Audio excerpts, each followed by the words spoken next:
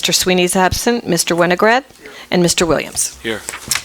Thank you, Ms. LeBreau. This is a special meeting, so just a note that we do not take public comment at a special meeting, and we have to stick to the items on the agenda, and there are only two.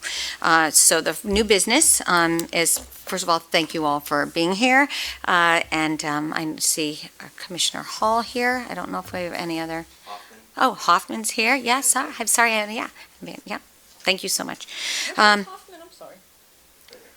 Oh, hi. Yeah, I know, we couldn't see him behind, and Jackie, thank you. Yep.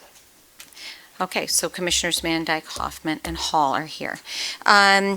So we will start with presentation by representatives of the Metropolitan District Commission regarding the MDC's long-term integrated control plan.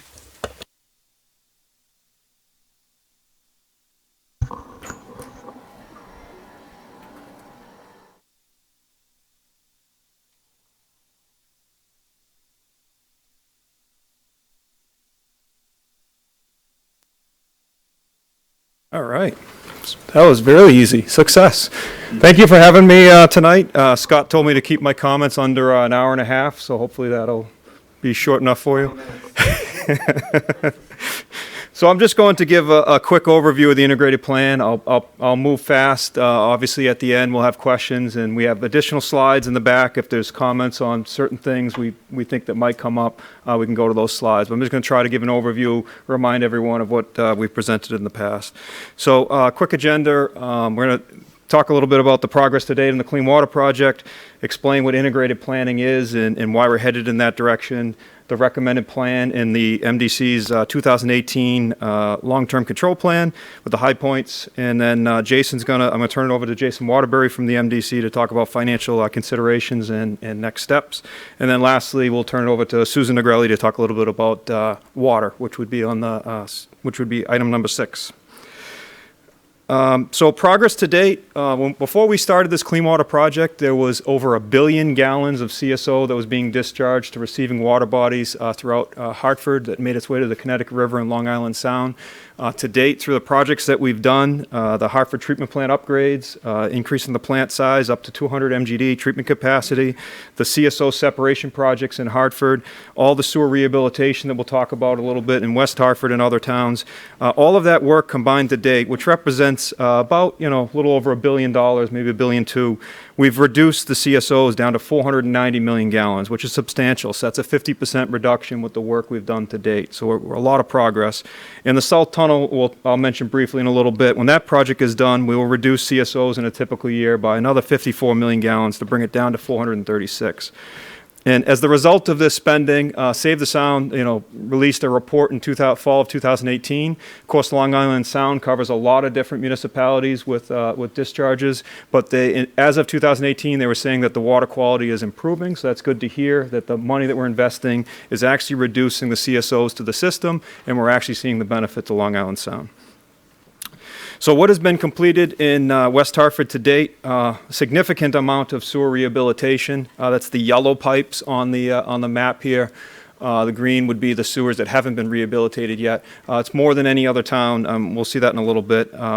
Also, we've completed projects, the SSO pilot contract. We looked at different towns. We did different techniques to look at doing some private II removal, whether it was taking out private II removal or lining the laterals, and various techniques to see how effective we would be in reducing the sewers. And so there's a couple projects that were done in West Hartford.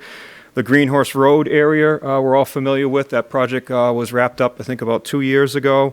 I haven't heard any issues since that project was done. That included sewer lining, taking out the private connections from the sewer, and upsizing the sewer and extending the drains.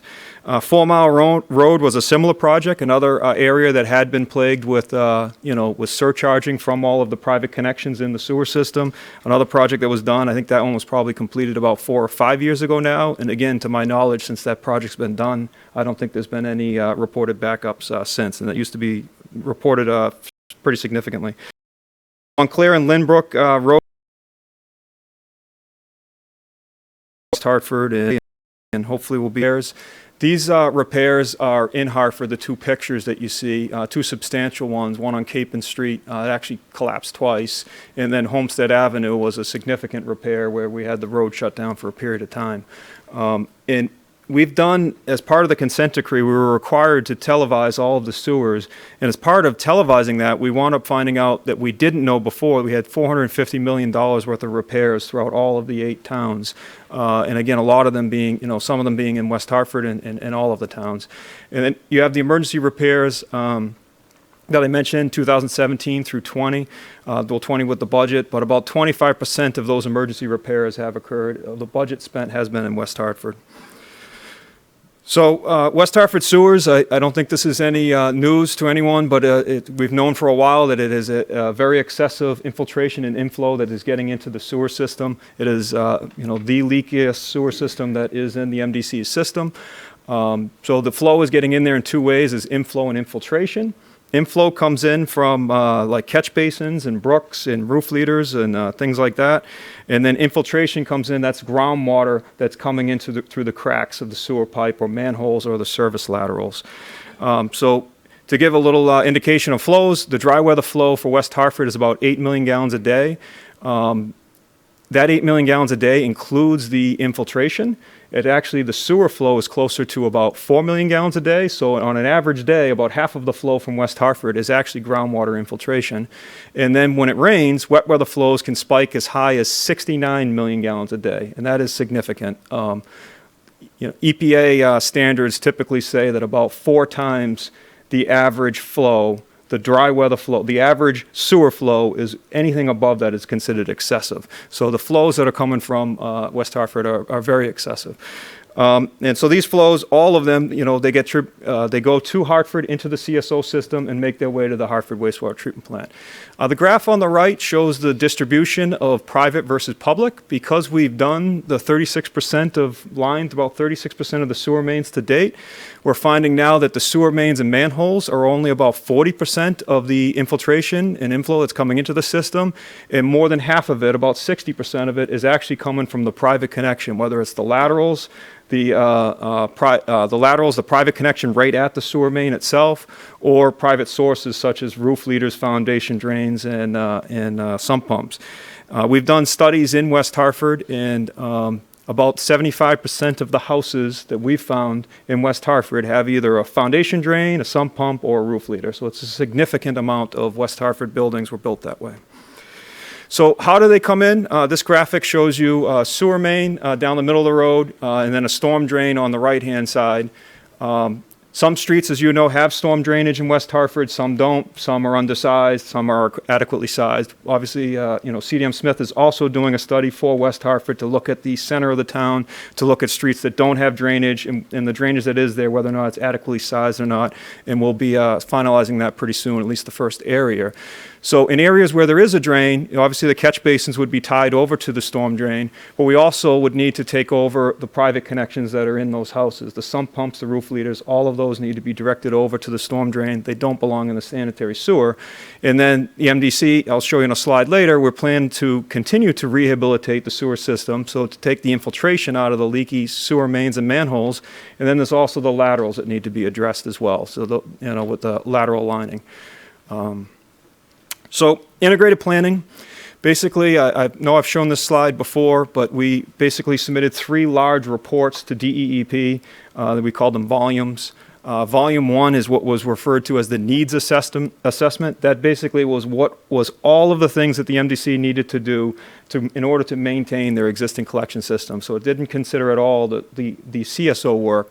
What is need for the sewer system, the $450 million worth of repairs that I talked about, the pump stations, the treatment plant, stormwater. I met with each of the towns a couple times to talk about what stormwater needs were to be addressed over the forecasted implementation schedule, and then the O&M needs. We also looked at drinking water and put that in volume 1.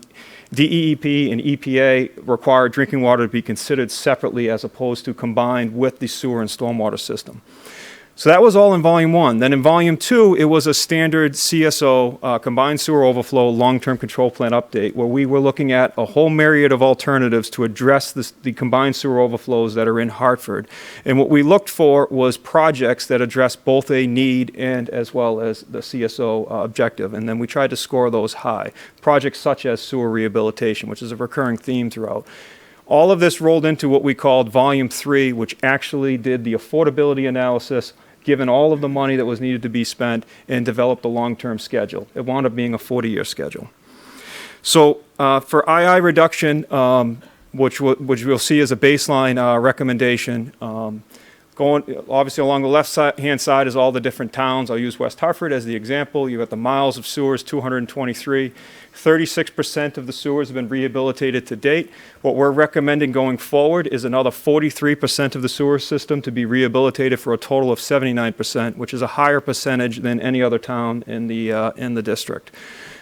On the right-hand side, you see the age of the sewer system at the time when we started the Clean Water Project in 2005. So in West Hartford, the age of the sewer system was 53 years old. The next number is how old the sewer system as of 2018 when we did the long-term control plan update. Because we had already rehabilitated 36% of the sewers in West Hartford, your sewer system didn't age as fast as time was going by. So we already were beginning to address the problem in West Hartford. So the average age of the sewer system was 69 years. When we complete the other 43% of the sewer system, the average age of the sewer system will go down to 38 years. So you will go from being the second oldest sewer system before we started and the leakiest to being the newest system when we're done, 38 years, which is less than any other town. So what are the benefits of the integrated plan for the town? We're looking to prioritize existing infrastructure repair in all 8 member towns, address the aging sewers before they fail, so we try to reduce the amount of emergency repairs. We want to reduce and stabilize the projected ad valorem by shifting that sewer rehabilitation that would have normally been done on the ad valorem system over a long period of time and putting it onto the Clean Water Project charge because it becomes part of the Clean Water Project to address the combined sewer overflows and coordinate all of this with the municipal stormwater projects. So for the LTCP update, we came down to 2 major alternatives. We looked at a whole bunch of alternatives, but the one on the left is more similar to what our prior plan was, which was an all-tunnel solution. So we have the south tunnel that's going along the southern portion of Hartford from the Hartford wastewater plant that's in on the bottom right corner, the southeast corner of Hartford, and goes out to West Hartford. We then had what was the north tunnel, it was called at the time, that went from the west side of Hartford up through downtown, over up into northern Hartford, and then across. And that was the prior plan. And the major difference with what we were looking at was still doing the downtown tunnel that goes through, the center of the city. But in the northern area, instead of extending the tunnel up there, we were looking to do sewer separation, go back to there where it's more residential, and we know that we'll have more success in getting the flow out. And at the same time as doing the sewer rehabilitation, we would do sewer rehabilitation at the same time. So comparing those 2 alternatives, the north tunnel plan, the prior plan, was less expensive, $282 million. That's actually why it was recommended in the first place, because it was the cheapest alternative if you just address combined sewer overflows in a silo. The sewer separation is a little bit more expensive, but it has a lot of benefits with the sewer separation where we can spread out the spending over 40 years as opposed to the tunnel plan was required to have been done over 14. The separation will renew all of the assets that I've been talking about in those areas, whereas the tunnel, we would have had one large project, and the existing sewer assets, the sewer rehabilitation would have had to have been postponed, and likely we'd have to start the tunnel now. So basically the essence of integrated planning is the plan on the right, which is doing both of the programs at once. A little bit more money, but we'll do it over a longer period of time, and it's a better overall product. So baseline assumption is to repair the sewers. The extent was not known prior to how much sewer repairs we had to do. Sewer system renewal will actually reduce CSOs by 25% in a typical year. So just by rehabilitating the sewer alone, we'll get another 25% of the CSOs out. And in fact, we probably need to do it before we built the tunnel anyway, because if the sewers are failing before the water can get to the tunnel, then, what good is it? So we should repair the sewers first, so then they can make their way to the tunnel. By delaying the tunnel, it allows us to do that rehabilitation first. We have assumed that we will get about 10% of the flow out with that based on our pilot studies. Maybe we'll get more, and maybe the tunnel can be, can be sized smaller. Allows for lessons learned on the south tunnel where we can operate it before we build the north tunnel. And then, also we have the debt. We had the wastewater treatment plant projects and the tunnel project combined are over $1 billion worth of debt in the last, 5 years when all that's been hitting. Well, it's 20-year loans is what the MDC has. So those 20-year loans will be coming up at the end of 2030, and then we'll replace that debt with a new debt for the new tunnel. And then, in the north at the same time, while, we delay the tunnel, we'll be doing the separation, which allows for interim water quality benefits in North Hartford. So at this point, I'm going to turn it over to Jason, and he's going to talk about some financial considerations. Thank you, Joe. Before I go into a comparison of the costs of the prior plan versus what the recommended plan is, I want to go over a couple metrics, just showing our current CAP costs and what goes into it. Just looking on a flow basis, we've got the Hartford Water Pollution Control Facility sewer shed is shown on your screen with the orange town being Hartford. That's the combined system. Then you've got this yellowish colored areas, which is all of Bloomfield, all of West Hartford, all of Newington, most of Windsor, and a good chunk of Weathersfield flow into it. Those are separated communities, unlike Hartford. Of all the flow that goes to the Hartford Water Pollution Control Facility, West Hartford is 24% of that flow.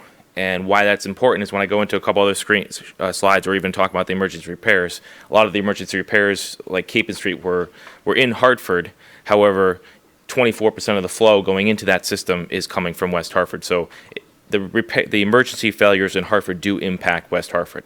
Another reason I want to show this is, like Joe had said, one of the main themes behind integrated planning is focusing on the existing infrastructure, getting that II out of the system as a means for CSO control.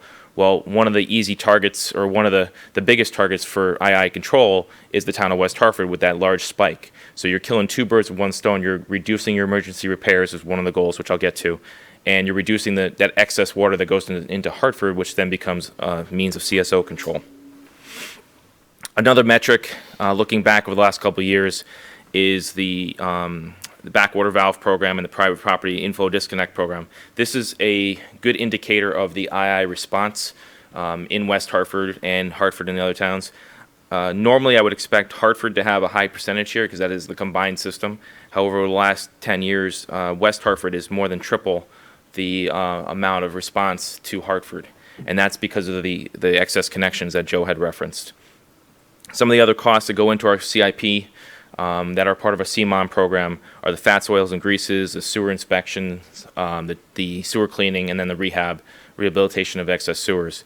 Now, the CMON program is a key point on this slide, as when we move forward with the integrated plan, large chunks of the CMON program would then go over to the clean water projects, such as the sewer rehab and the II removal work. So that would be one less item that would be carried on the CIP, which would be less of a burden on the ad valorem. Now, currently, as you know, we do not have an approved integrated plan or long-term control plan from the state. We've had a couple meetings with them. We're working with them to hopefully have it approved, by the spring, but nothing's guaranteed right now. So we can't, per EPA, we cannot sit here and do nothing. The CMON program, which is the rehab of our existing system, has to be addressed. When sewers fail, they have to be fixed. We can't say, sorry, Mrs. Jones, we don't have the money, we can't do that. So right now, we had no other option but in 2020 but to have those costs under CIP, which is the ad valorem. So that's why you have that $14.6 million project on the 2020 CIP, which was in your ad valorem. 2021, we're forecasted to be $22.8 million, and then you have the other years shown on the screen for an average of almost $16 million in the first 8 years. These are costs that will continue to be on the CIP and the ad valorem until such time the integrated plan is approved. We can't stop doing this. This is a directive from EPA. This is our consent decree. We don't have any other options. The other thing on here to look at is the emergency repairs. You saw in 2019, the actual was $8.6 million. I believe, if I remember correctly, from 2018, it was around $4 or $5 million. So it's been going up at an incredibly high rate. We budgeted $6 million for 2020, in part because we now have some other means, such as an on-call mining contract, which we're going to use, which hopefully quell down those costs. But those will also continue to escalate. In doing all that rehab work that Joe mentioned, we're looking to reduce the rate of that increase with emergency repairs by getting to those pipes before they completely collapse and they can still be rehabilitated. So now for the dollars. There's a lot of numbers on the screen. The top two numbers are the original baseline. This is the Clean Water Project charge, sorry. So the top one, the $5.30 per CCF, that was basically our long-term control plan with the downtown tunnel and the north tunnel ending in 2029. Given that we're still working with DEP, even if we did go back to that plan wouldn't end until 2032 or 2033. So just on escalation alone, that charge will go up to $6.20 per CCF. Now, the next thing to compare that to is the 740 and 710, which are halfway down the screen, the scenario 2 and 2A. Those are the integrated planning numbers. Now, you may say, why do I want to vote for a plan or endorse a plan that shows my residents paying more? In fact, you're actually not. The 530 and the 620 does not include those CMOM projects, does not include that sewer rehab. That is just the CSO projects, just the downtown tunnel. So we're able to achieve the same goal and fix the existing system, and that is where the cost goes up to 740 and 710. And on the next slide, you'll see where this comes into play. So this is a comparison of scenario 1 and scenario 2. So scenario 1 is the existing plan that was approved by DEEP in 2015 with the downtown tunnel. It does not include the focus on II removal. It does not include all the rehab work.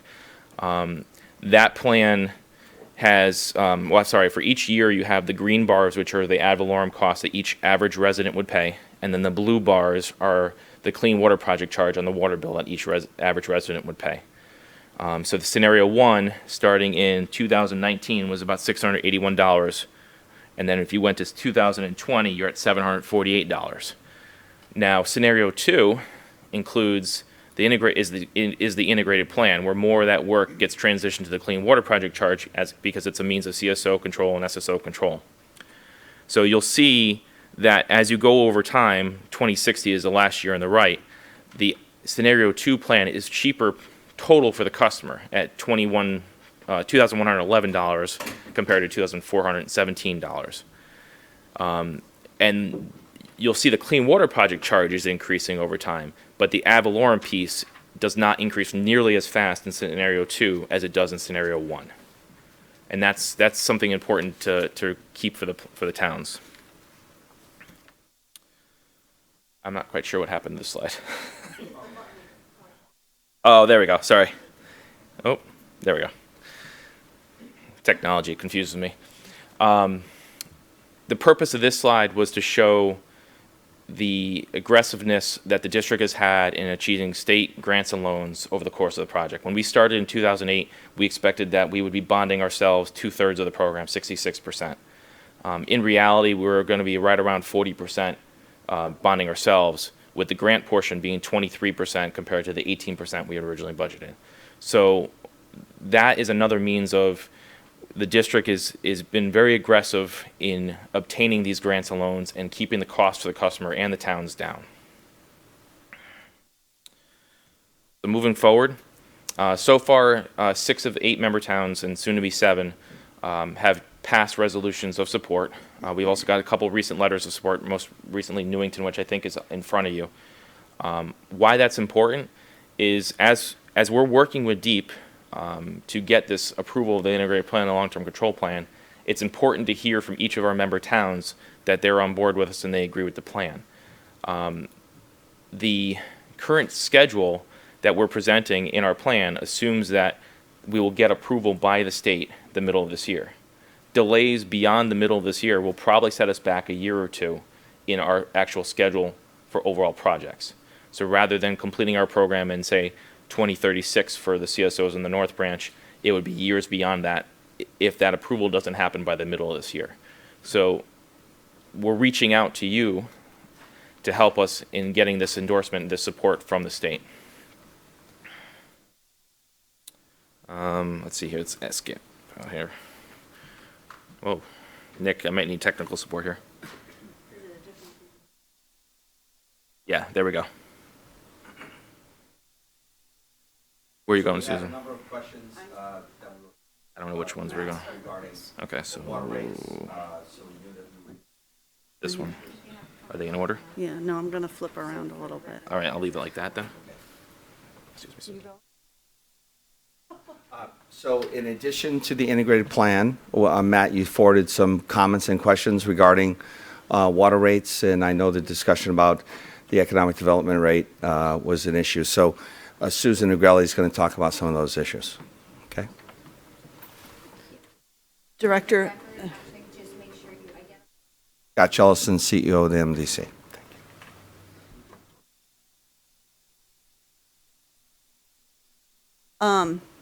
so a lot of these slides, I think Susan Negrelli, Director of Engineering, and I get to talk about water rates somehow. So you've probably seen this slide when Scott was here doing the budget presentation for you, but the very telling information on this is the blue line, which shows our water production decreasing while our water rate has to increase.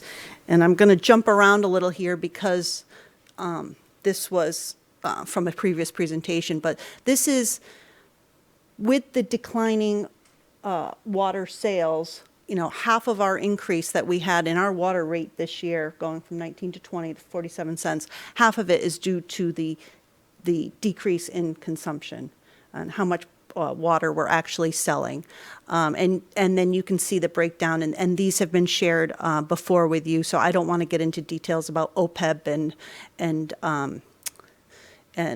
projects and operating expenses, but just the important thing is that half of it is due to declining water sales. So what our board is considering is what's called an economic development rate.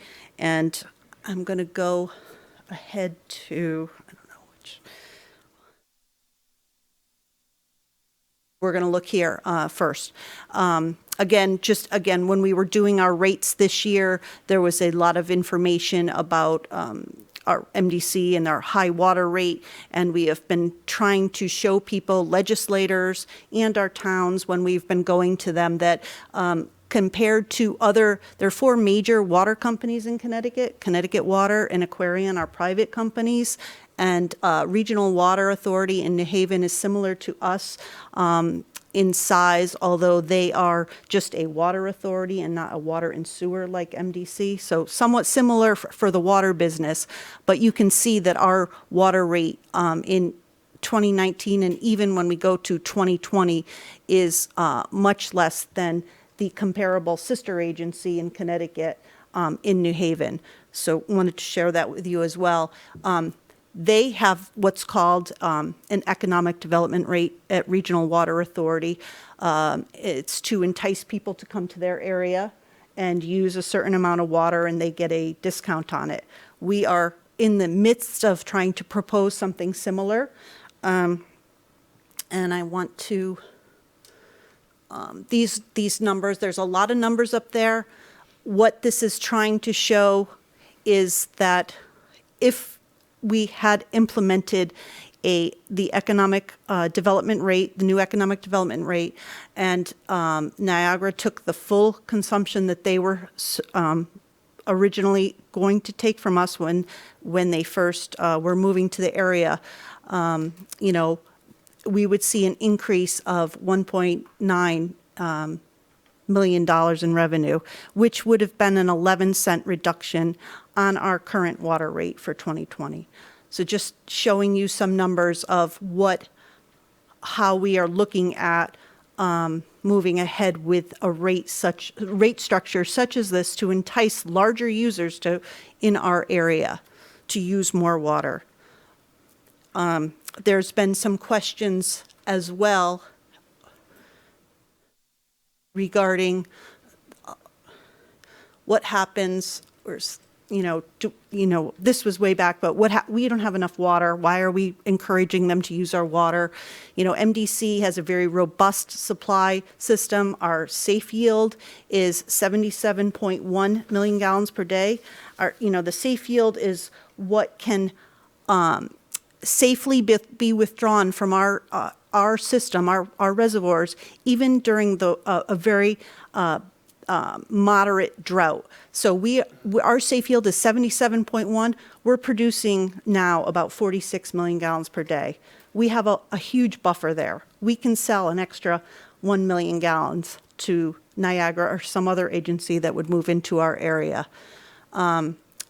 We also, our safe yield is calculated using a very conservative method. It's more conservative than the state even requires. If we used the method that this DPH requires, our safe yield is 83.9 million gallons per day. So that's even more of a buffer. And our all of these numbers in our water supply plan, our safe yield, are approved by the Department of Public Health, the DEEP, OPM, and PURA. They all review our water supply plan when it's submitted. We're in the midst right now of redoing our water supply plan, updating it. It will go to those agencies for review, but just some of the numbers in there that you might hear about and that are always kind of thrown around. Again, drought has become an issue with some of the agencies encouraging more water use in our system by a large user like Niagara. And, you know, if the MDC system got down to, you know, below 75%, 50%, the state of Connecticut is in tough shape then. We're not going to be calling the shots then. The state DPH is going to be, you know, making drought restrictions and basically calling the shots during a drought. We do have restrictions, but we've never gone down to the point where we've had to actually make mandatory restrictions on our users. And we feel that we have a very robust system, and we are encouraging more people to, you know, a large user to come in because of our robust system. And again, there are different stages in drought: advisory, watch, warning, emergency, where different triggers are enacted. There's been discussion about, you know, residential versus industrial, and again, you know, if we ever got to those points, the state is really involved with who's using water and when. We do have what we call triggers and where we would activate different things, but we would be under the guise, you know, under the guide of the state at that point. What else would you like to talk to? That's all I had for water. I just wanted to, I know there's a bunch of things that you wanted us to talk about. I just wanted to reiterate, you stay here. Yep. Reiterate the issues regarding the integrated plan. So we have sent correspondence over the last month, a couple of correspondence. The most important thing that we need from our towns, and you saw the letter from Newington, is that we're in the midst of hoping to receive an approval on the integrated plan. As we have talked about in the past, integrated planning was approved by EPA in 2012. The state of Connecticut has been reluctant to even consider integrated planning. Congress passed in January of 2018 a law that says you shall consider integrated planning as part of the Clean Water Act. And so we believe that that traction with EPA has been across the country, has given us the help from EPA to help support integrated planning. But our biggest concern right now in this legislative session, and all of us, our chairman, everyone was there today, is if we get everything we ask for, which is integrated planning, which means, as Joe showed one of those slides, there's $450 million worth of work we didn't even know existed, because we're required to TV all the sewer system, 1,300 miles of sewer, we found $450 million worth of work. That's not included in the Clean Water Project. It is included in our integrated plan. But if the integrated plan doesn't get approved, the towns will pay for that $450 million. So that's why integrated planning is so important to the towns. But more importantly, we've been very successful, and I've raised this issue every chance I get. DEEP would argue, Well, the MDC is complaining because we would say we've already spent $1.6 billion on the Clean Water Project, and we have. And we would argue that we're the only town in the state or the region in the state of Connecticut that has been held to that standard, and we are. And DEEP would argue to our legislatures in the last month that, well, New Haven and Bridgeport and Norwich actually have similar programs, and they do. Bridgeport has a $500 million program. New Haven has a $585 million program, and Norwich has a $270 million program. But here's the difference. They haven't spent anything on their program. So Norwich has spent nothing. New Haven has spent about $30 million. Bridgeport has spent about $35 million. We, our towns, have spent $1.6 billion. And that's why our water rate is double what it was, because our water bill has $410 for an average home.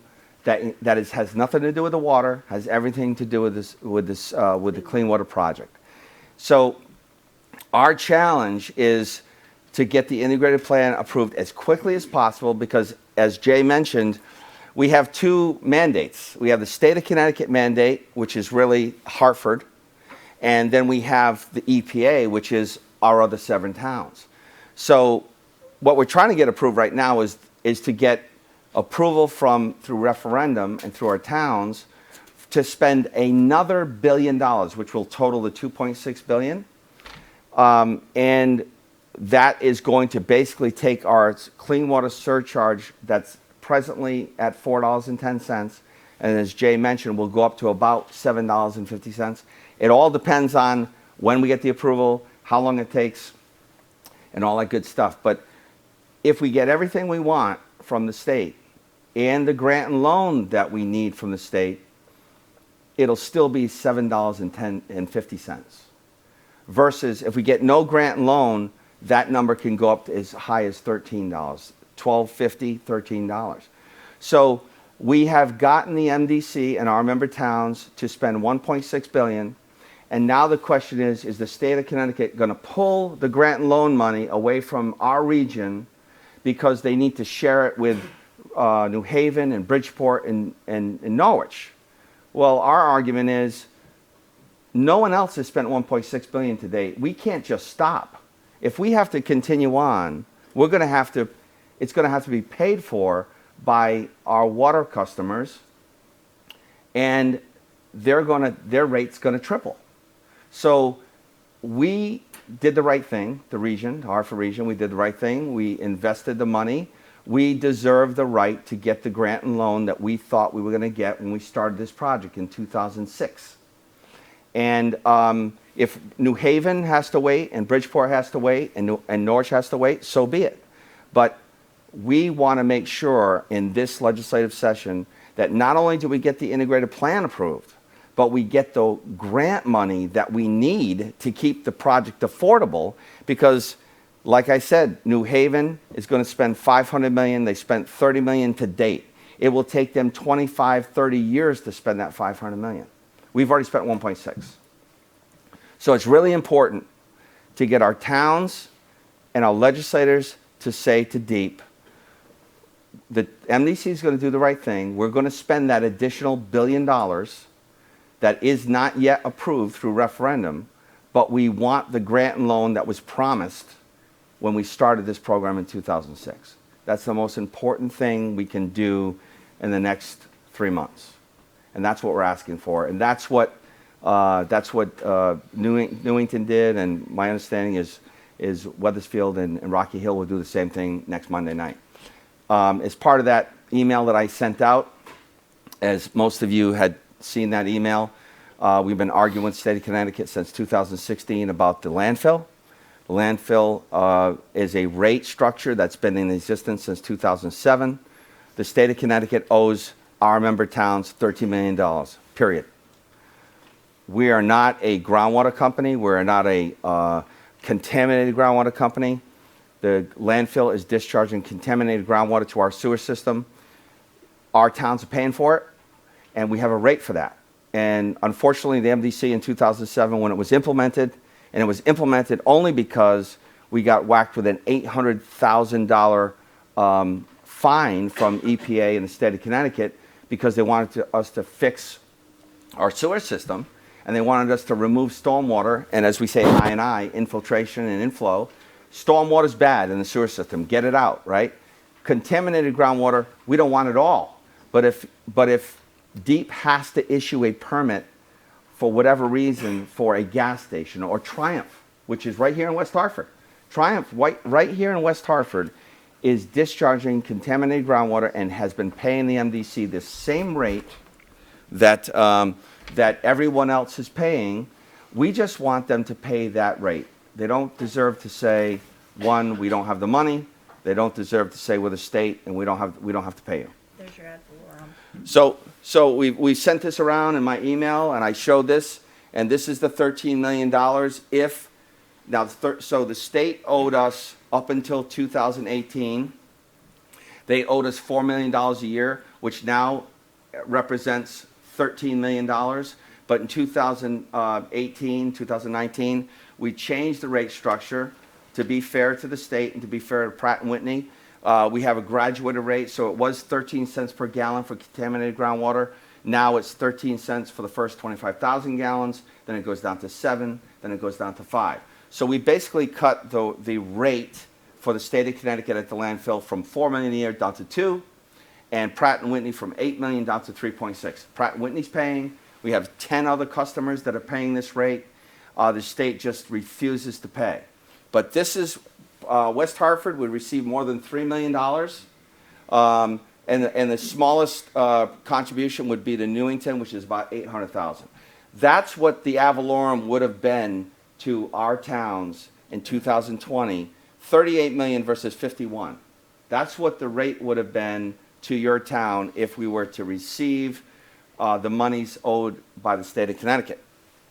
And then the question came from some of our commissioners the other night was, okay, so if we received the $2 million a year, what would each town get? And that's based on your percentage of ad valorem. We understand ad valorem is based on tax received, so that varies. And so, but that's a rough guesstimate per year based on the $2 million revenue, how that would be dispersed amongst all the towns. And West Hartford is $460,000 a year you would be receiving. And as you remember, about $500,000 is 1% of increase in ad valorem. So that $2 million a year represents about 4%. And last year, this year we were 6.8. We would have been down at 2.8. Integrated planning is really important. The funding is really important. This issue with the landfill is really important. The ironic part of this is we've been arguing with the state of Connecticut about what the landfill is discharging to the sewer system. They would argue it's leachate. We would argue it's contaminated groundwater. We've been arguing since 2016 about that term. And then the state of Connecticut had the wisdom in the Hartford Current to suggest that, quote, landfills are the #1 source of PFAS in the country. That was from DEEP.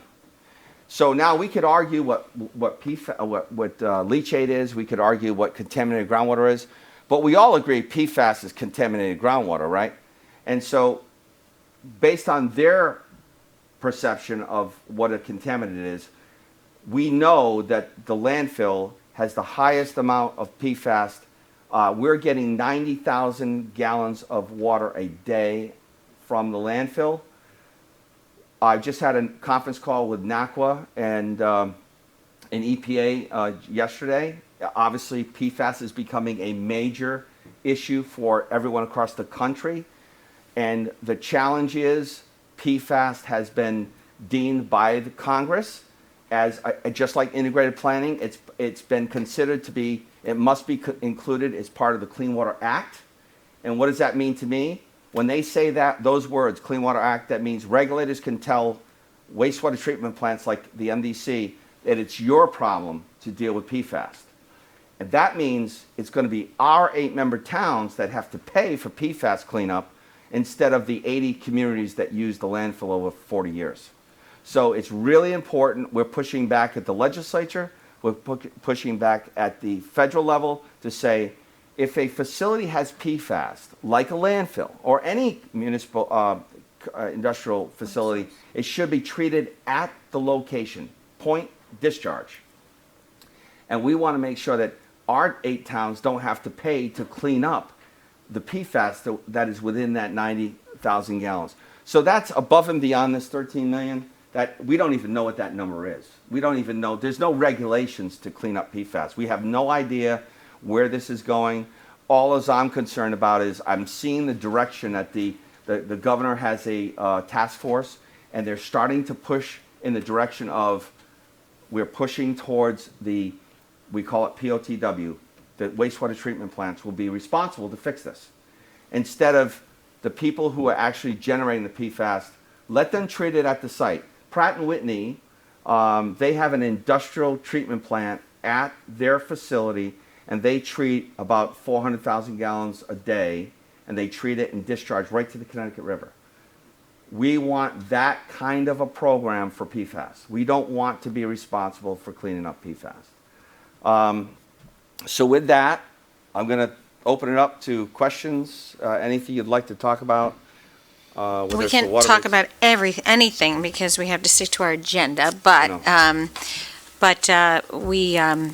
want to open it up to questions. I think we'll start with you, Mr. Manager, because, sorry, Chris, I don't know if you had a question, but he had a couple questions that might answer other people's questions, so let's start. Yes, and thank you very much for coming in this evening. First of all, can you clarify the town's role in the integrated plan and what the connection would be to our stormwater projects? Sure. On the municipal side. I'm just looking for, I'm going to answer this in 2 ways. And I've already had this conversation with a number of our towns, but I'm going to just look for the slide that shows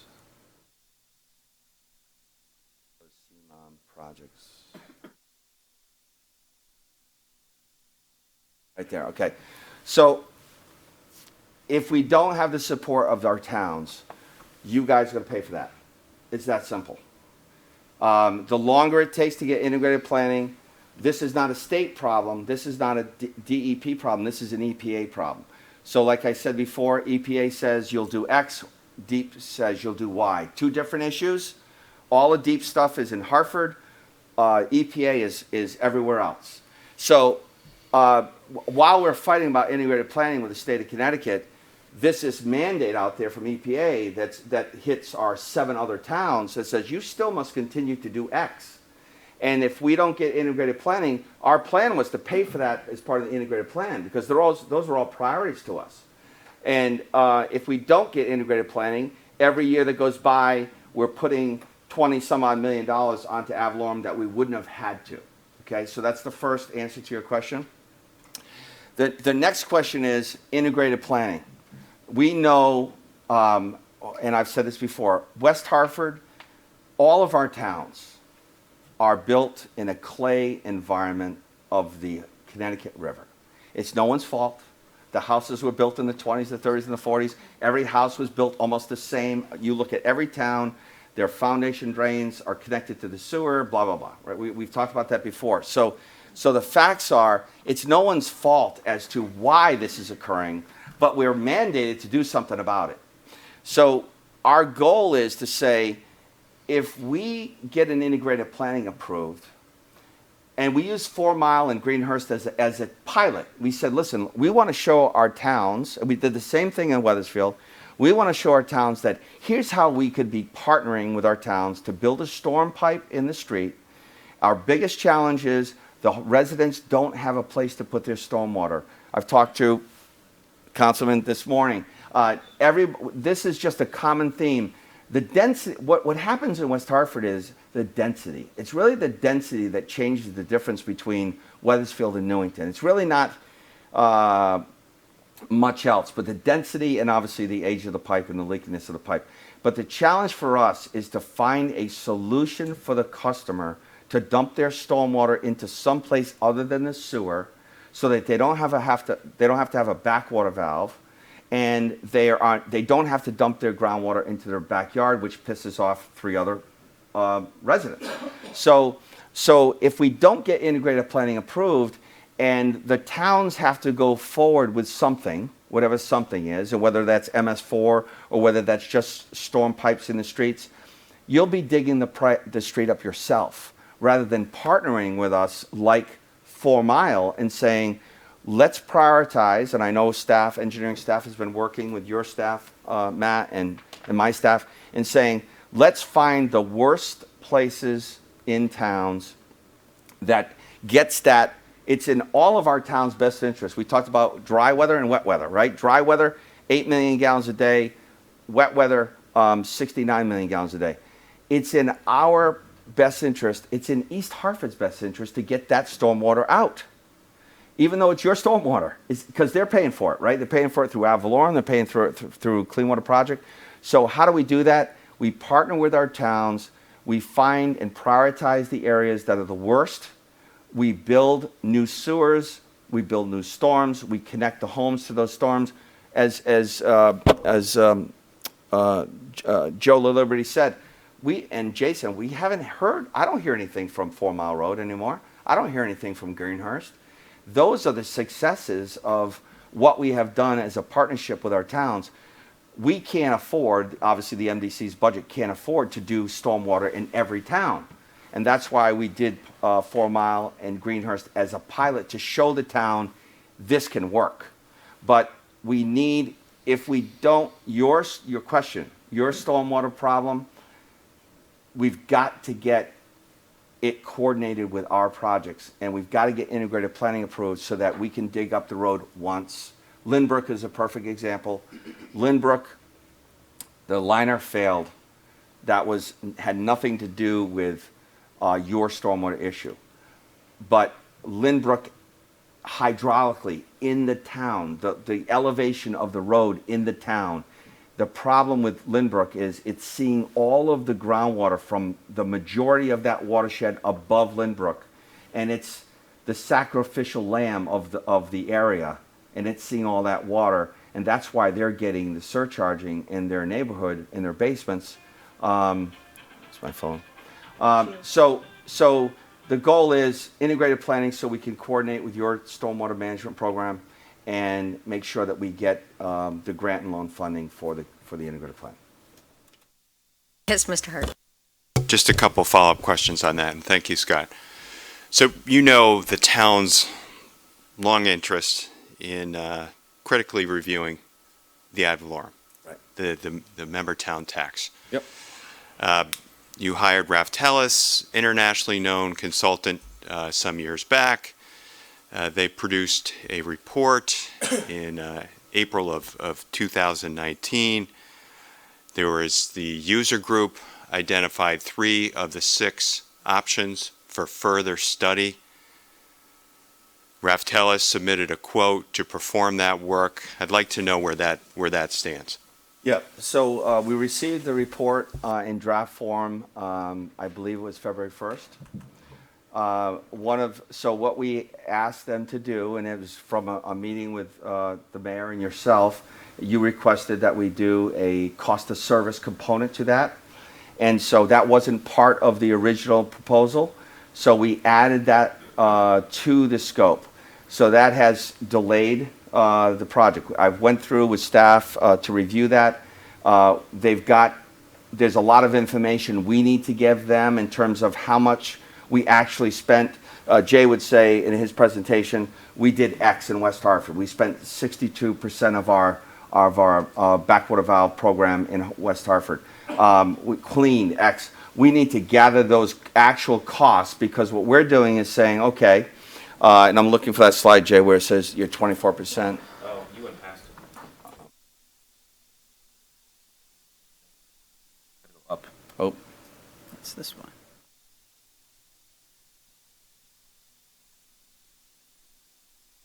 It's in the other one. oh, No, I got it. oh, there.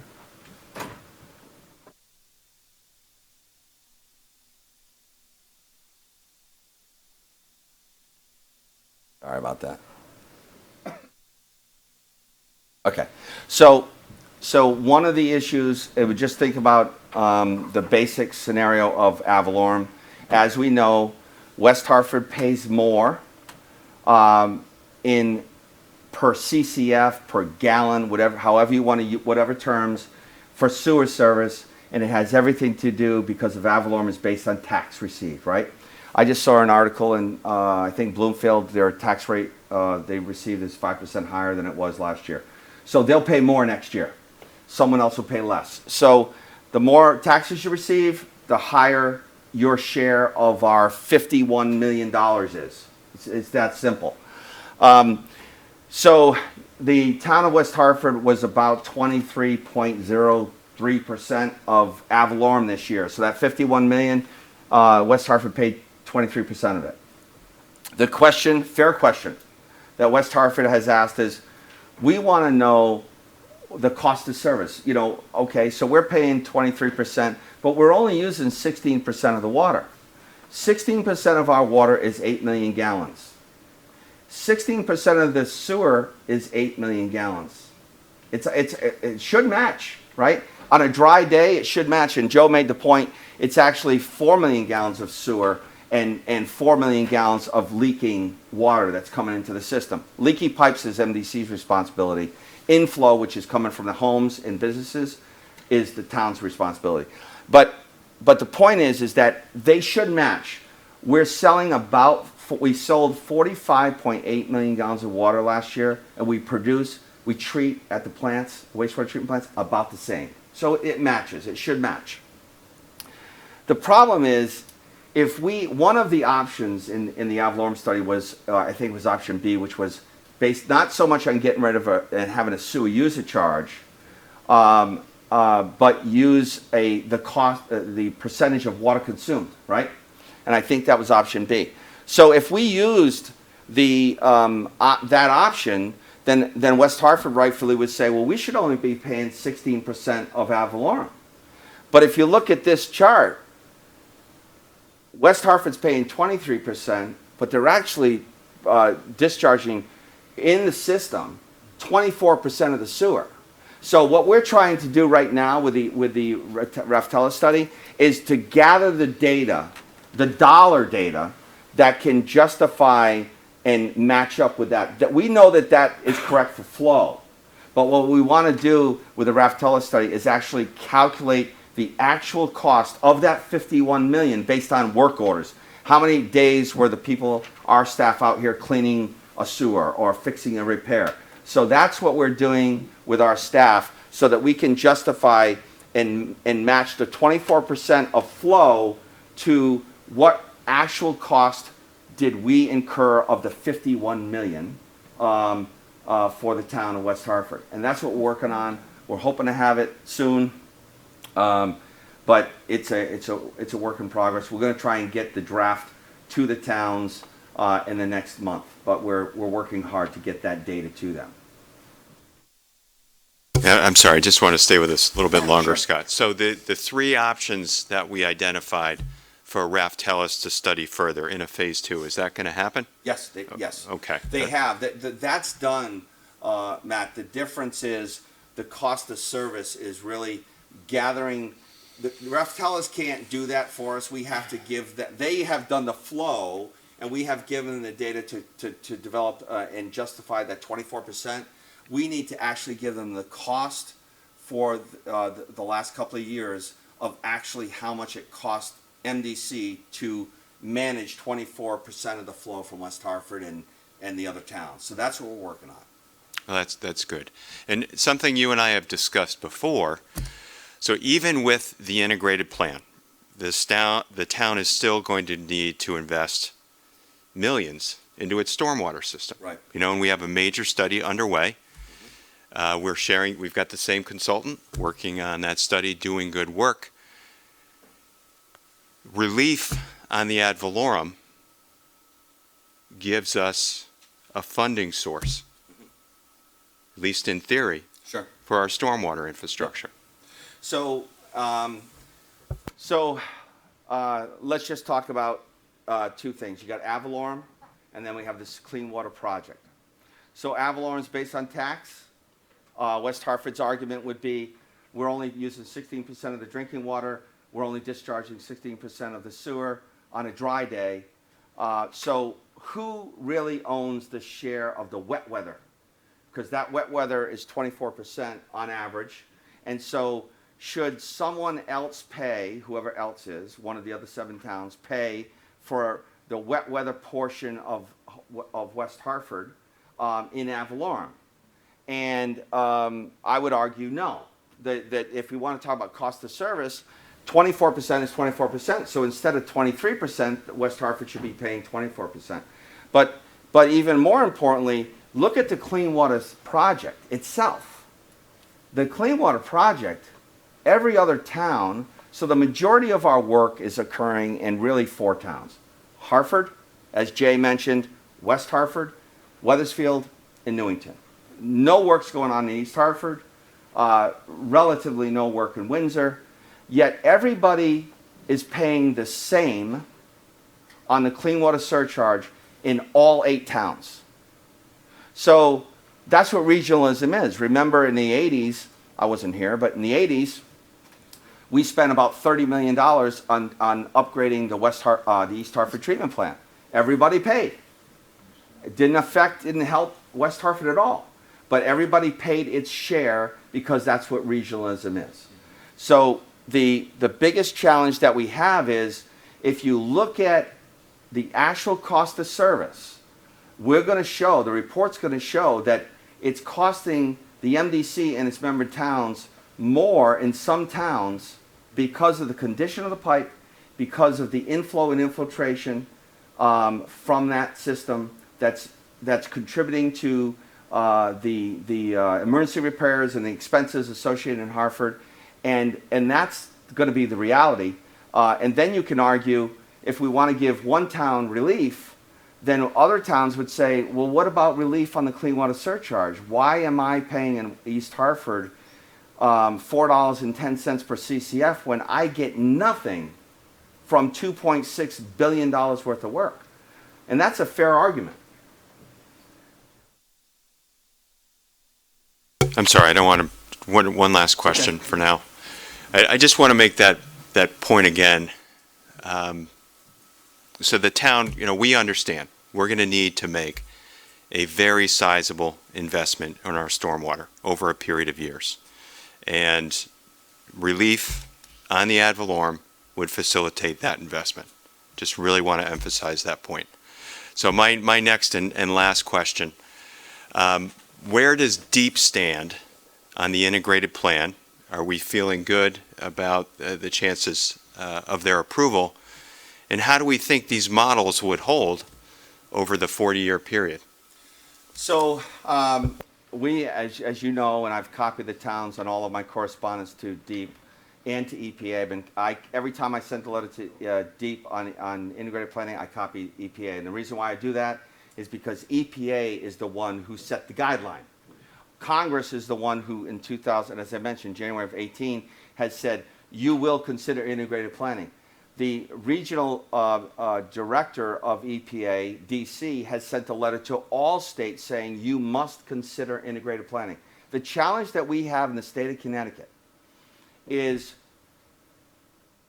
EPA delegated the authority to the state of Connecticut. So what that means is EPA is the overall arching regulator on environmental control, period.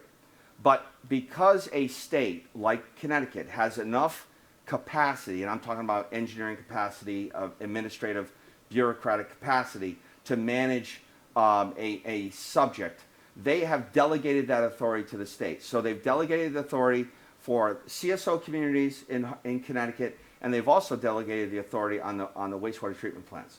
So we deal with DEEP on the plants, and we deal with them on Hartford. And unfortunately, because of that, most of the regulation, MS4, which I do not wish, what our municipalities in Connecticut will go through with MS4. MS4 will be the next clean water project. They now realize, EPA realizes that stormwater is the problem. 40 years after making everybody spend all this money, and that's why we're going away from tunnels. Why would you build a tunnel to collect stormwater Why wouldn't you take the same amount of money, use it to get the stormwater out? But DEEP is focused, I want the stormwater out quickly. So let's spend the money, I'll give you the money, grant and loan, build tunnels, get it out quickly. But they're realizing, and the country is realizing, stormwater is the problem.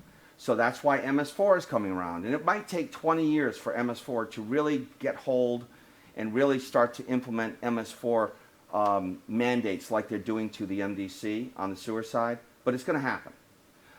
So the challenge with DEEP is they've got super authority, and EPA is very reluctant to step on state of Connecticut DEEP's toes. If you remember a woman by the name of Gina McCarthy. Gina McCarthy was the commissioner of DEEP. She became the administrator of EPA. So there's a very tight bond between the state of Connecticut and DEEP and EPA, and we unfortunately have been begging EPA Region 1 and DC to do something and help us.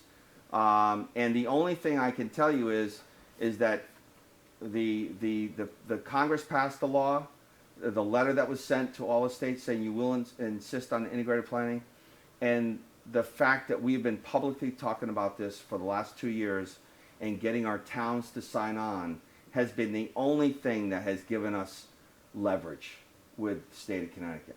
And we need it. There's no other way to deal with this issue except to have our towns fully behind us. All set, Matt? Okay, thank you. Mr. Williams?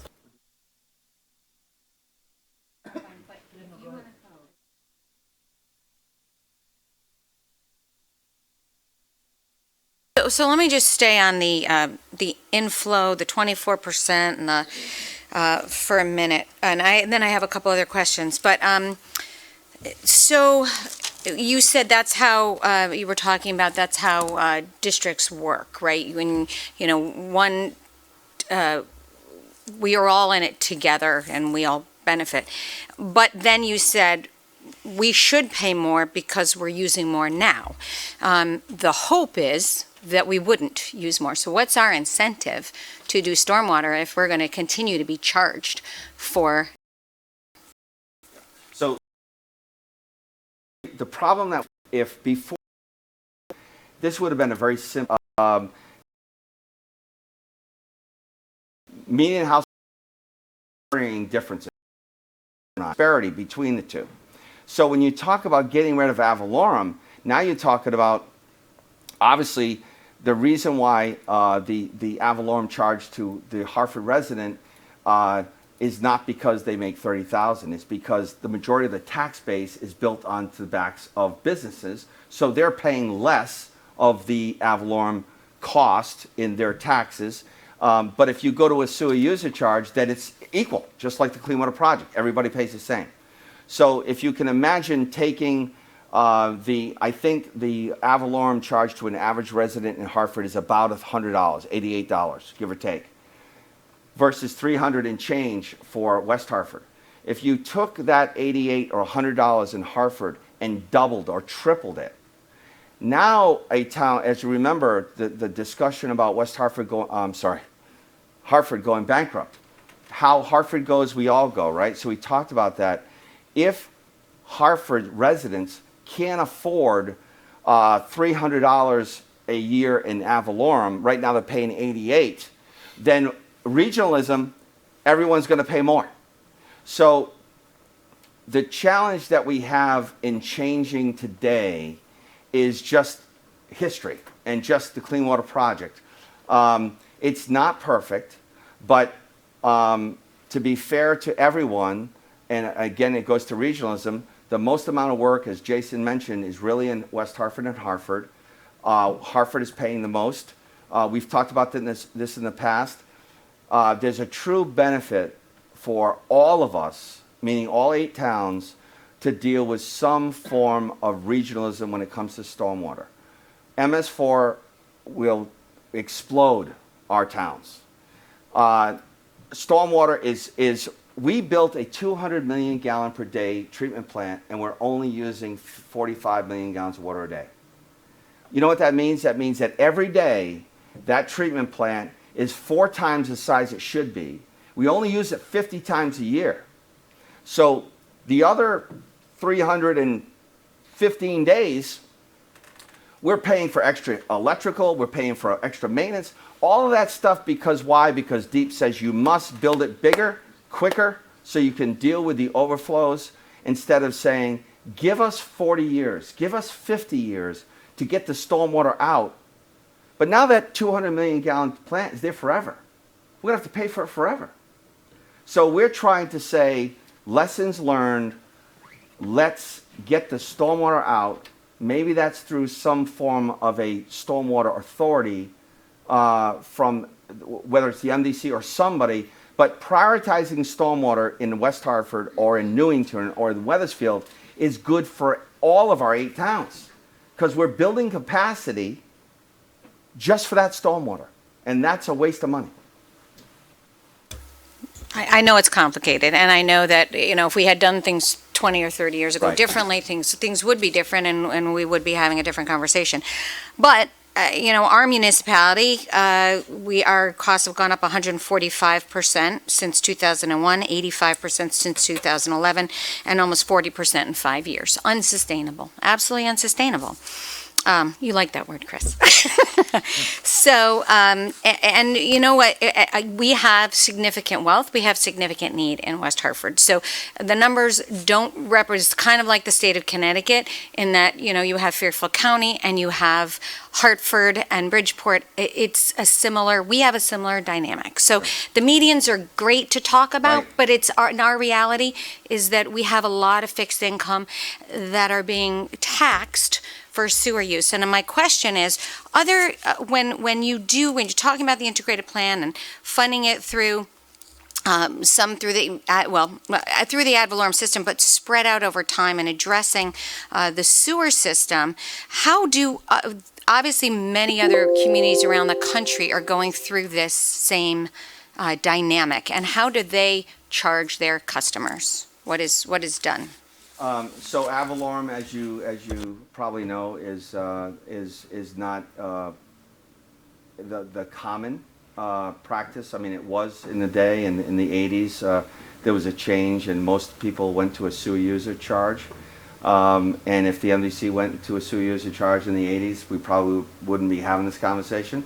But we didn't, and we had to, as part of that, in 1982, as part of not changing from an ad valorem to a sewer user charge, we had to develop another component to ad valorem, which is a high user charge, which is part of our ordinances, and that's for basically large, like travelers. Travelers, they pay a large component of taxes, but the question is their taxes equal to the amount that they should be paying for the sewer ad valorem piece? So there's a calculation that we do to basically credit back high taxpayers, to basically credit them for the sewer that they're not putting in the system. But a lot of utilities use a sewer user charge. But here's the difference, that there's nobody in the state of Connecticut that has a water rate of $4 per CCF, and we showed you what the rates were across the state, and a $4 per CCF clean water surcharge. So the problem is if you take ad valorem and you shift that to a sewer user charge, the answer is there's obviously no difference, right? It's $51 million. However you slice it, it's a 12-inch pie. You cut it in so many pieces, it's $51 million. You divide it, and you have to disperse that amongst 102,000 customers. And so it can remove $51 million from ad valorem, from the tax on towns, but it's going to add this identical amount to the customers in a town, except because the MHI, it's going to affect towns differently. For example, and as we show in the ad valorem study, the majority of people in West Hartford, because they're paying is based on taxes, they're paying about $380 a year for ad valorem, equivalent cost. On a sewer user charge, they'll reduce significantly down to the 200s, right? But everyone else, if you look at Bloomfield, and I got Phil Shank here, and I'd love to have Phil come up here and talk about this. But Phil Shank, one of his biggest concerns in Bloomfield was, if you look at the median household income in Bloomfield, yeah, there's probably a plus or minus a couple of dollars, not a big deal. But their 10 to 25 percentile of the MHI, they're the same as Hartford. So their rate is going to double, triple. So you can't look at, to your point, you can't look at MHI. You can't look at MHI and compare West Hartford to Hartford and West Hartford to Bloomfield and West Hartford to Windsor, because West Hartford's 10 to 25 percentile is only 8%. 8% of your population, your taxpayers, is in the 10 to 25 percentile of that $109,000. But other towns, and that's why the other towns have been backing away from the ad valorem study, because they see, well, oh my God, yeah, my median household income there might not be any impact, or they might save a little money, but the 10 to 25 percentile in my town is going to get crucified like Hartford. Phil, would you please go on, Per? Sure, I'd be happy to. Mayor, I think you hit on a good point about the diversity of ability to pay issues, okay? And in Bloomfield, as many of you know, we have a diverse population, and along with that, diverse incomes and diverse property values and so forth. And the Bloomfield Town Council, when I was town manager there, was very, very concerned about changing from the ad valorem to a consumption-based charge. We felt that it would have a significant negative impact on a significant part of our community. And the council basically, and one reason why I got so heavily involved in this, along with Matt and some of the other managers in previous years, was because of the potential negative impact on a significant part of our community.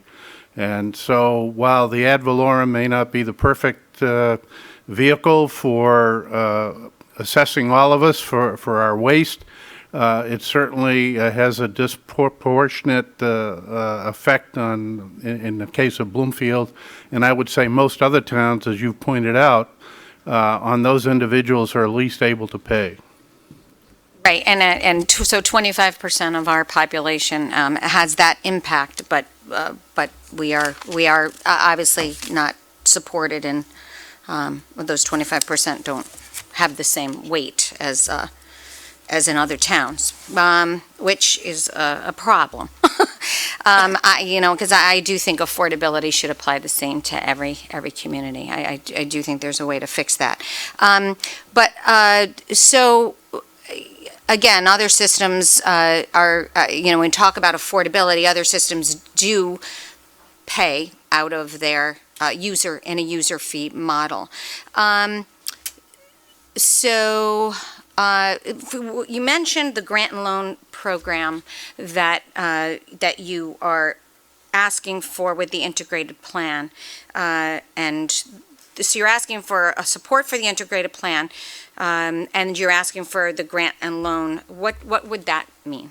What is that? So what it means is, DEEP, when we started this program, as we know, the long-term control plan has to be submitted every 5 years. So it's basically a master plan. What are you going to do? What have you learned in the last 5 years? And how are you going to make it better, right? But the ultimate goal, the environmental achievement, always stays the same.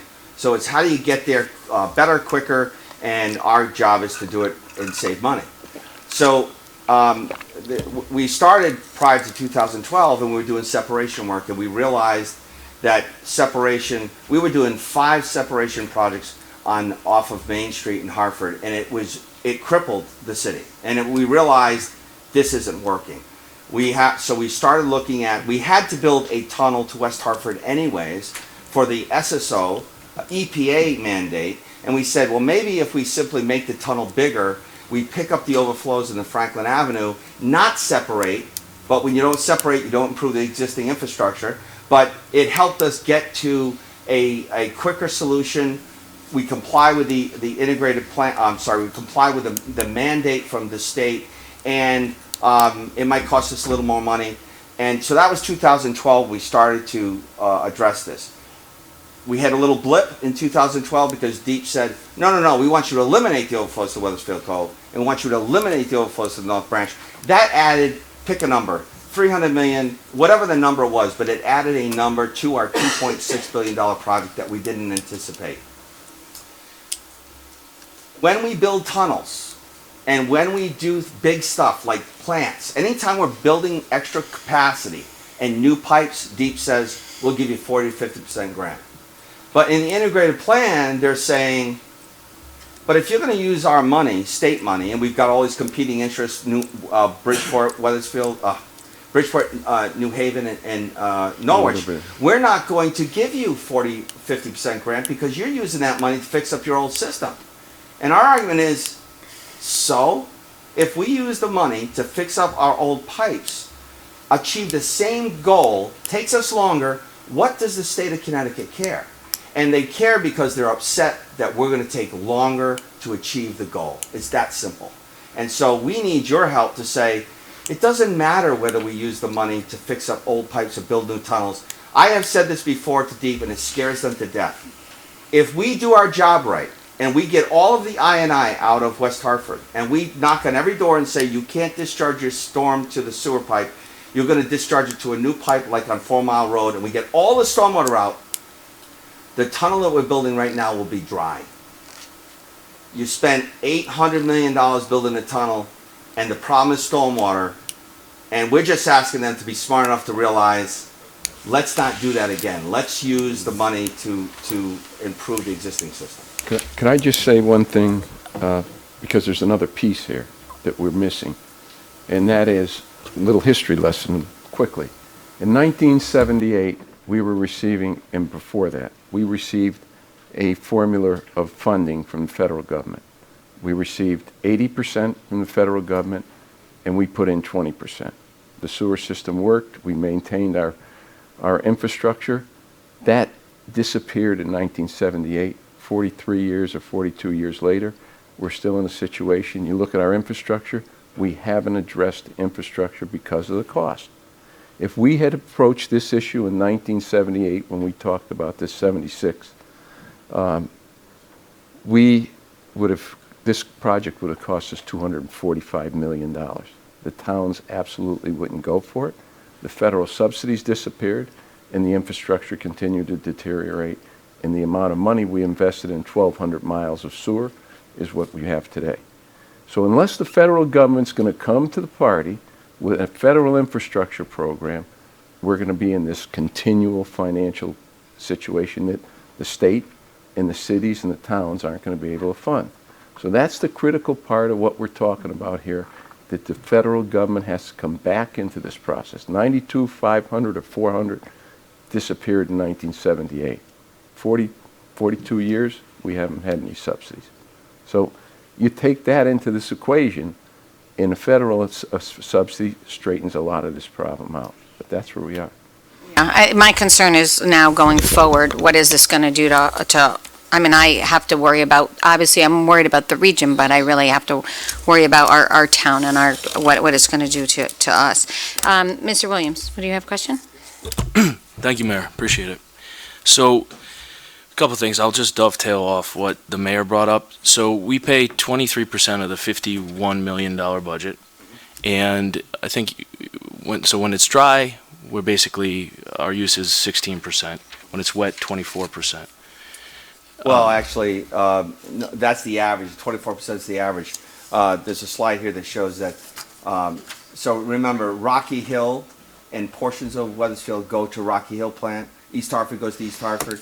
So if you exclude Hartford from the sewer system within Hartford, you're 48% of the total. But the point is you're delivering.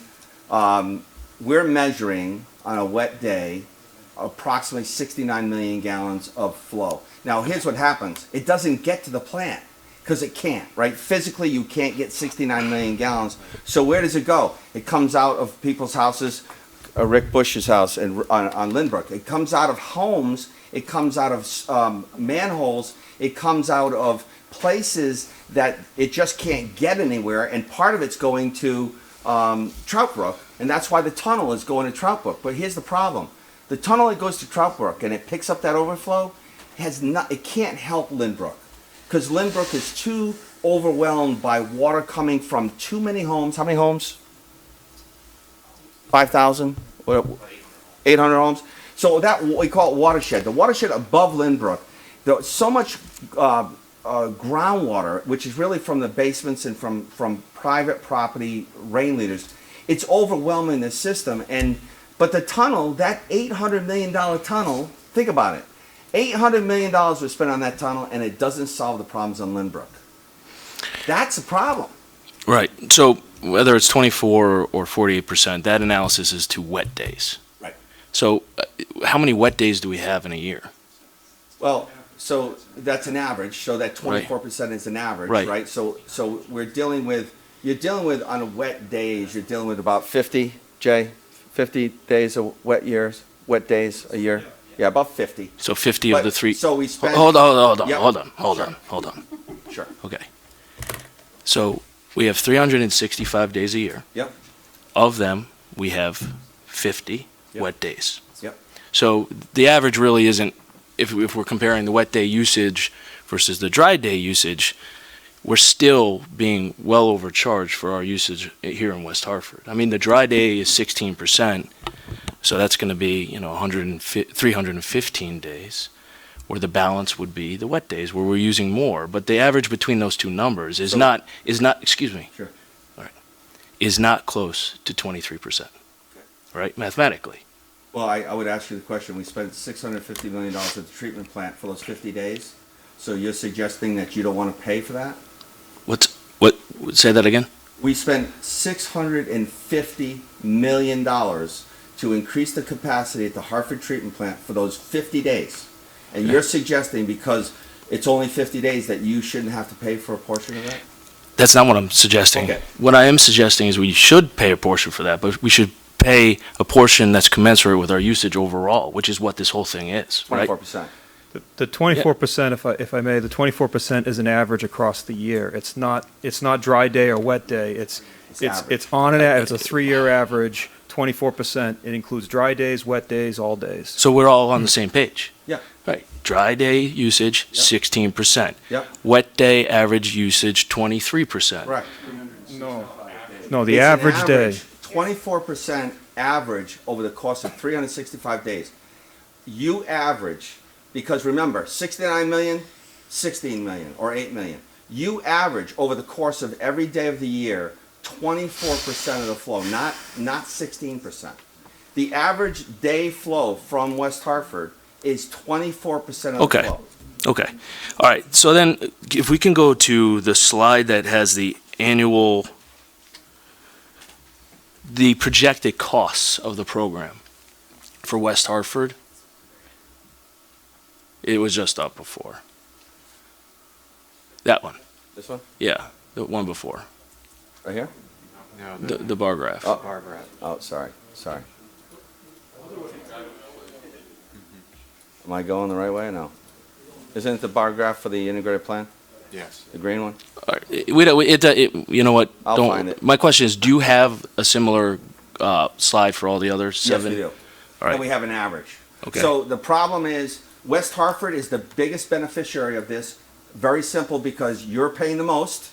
And if you average the cost of the clean water project over a sewer user charge, like the water rate, then you're going to pay less, obviously, because you're only using 16% of the water, right? So that's why it's beneficial to West Hartford. I'm only going to pay 16% of ad valorem because I use 16% of the water. But it's not taking into consideration the actual cost of running the sewer system. The consumption of water has nothing to do with the actual cost of running the sewer system in West Hartford or Newington or Weathersfield because of the condition of the system. So it's costing us more money to run the system in West Hartford because of the condition. Okay. Will you share the other 7 slides with us? We don't have those, but we can get those for you. All right. But what happens is West Hartford has the biggest benefit.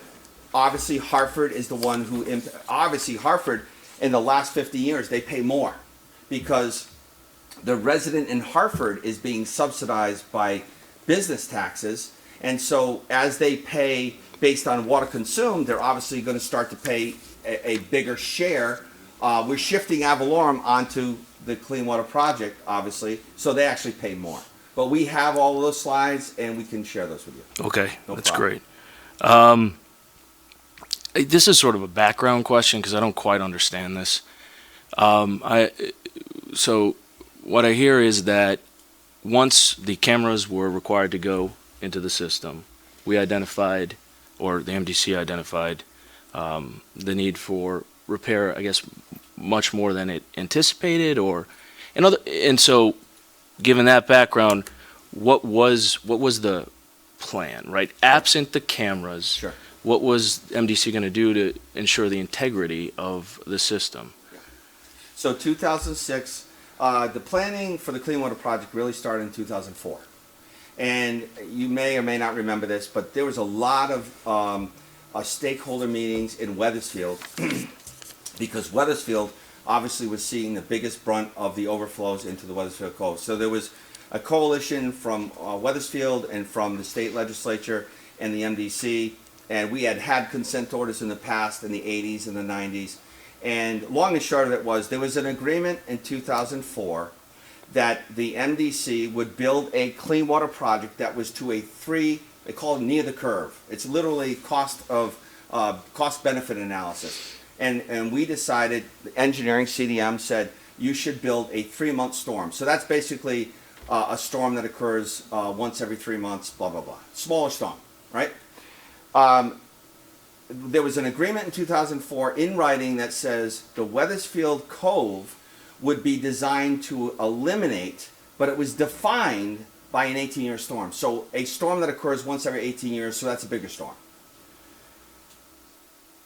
So we moved on from 2004, 2005. We got a consent order in 2006. We got a fine of $800,000. We really started ramping up the plan. And at that point, based on what we knew, the project budget was about $1.6 billion. In 2007 and 8 is when DEEP said to us, no, no, no, no, no. Elimination means elimination. And they said, oh, by the way, you have to eliminate the overflows to the North Branch of the Park River.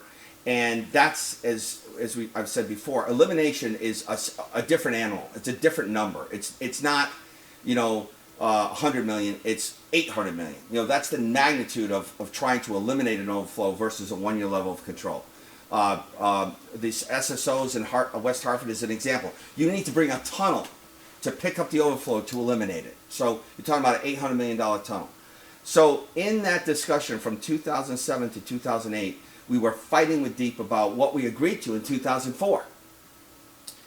We subsequently were doing our separation work in Hartford and realized this isn't working. We have to do something different. We've got a tunnel going to West Hartford. Let's make it bigger. Let's pick up the overflows in Franklin Avenue.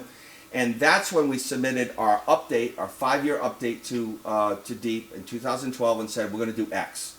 And we really got into a fight over the definition of elimination. So the tunnel went from X size to Y size, and it took us 3 years, 2012 to 2015, 3 years of 3% increase in escalation because of fighting with the regulators, just cost estimating.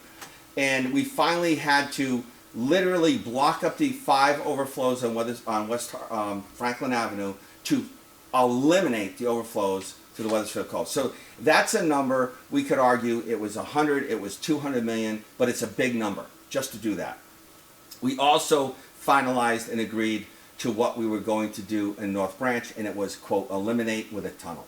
So the 2006, it was 1.6 billion.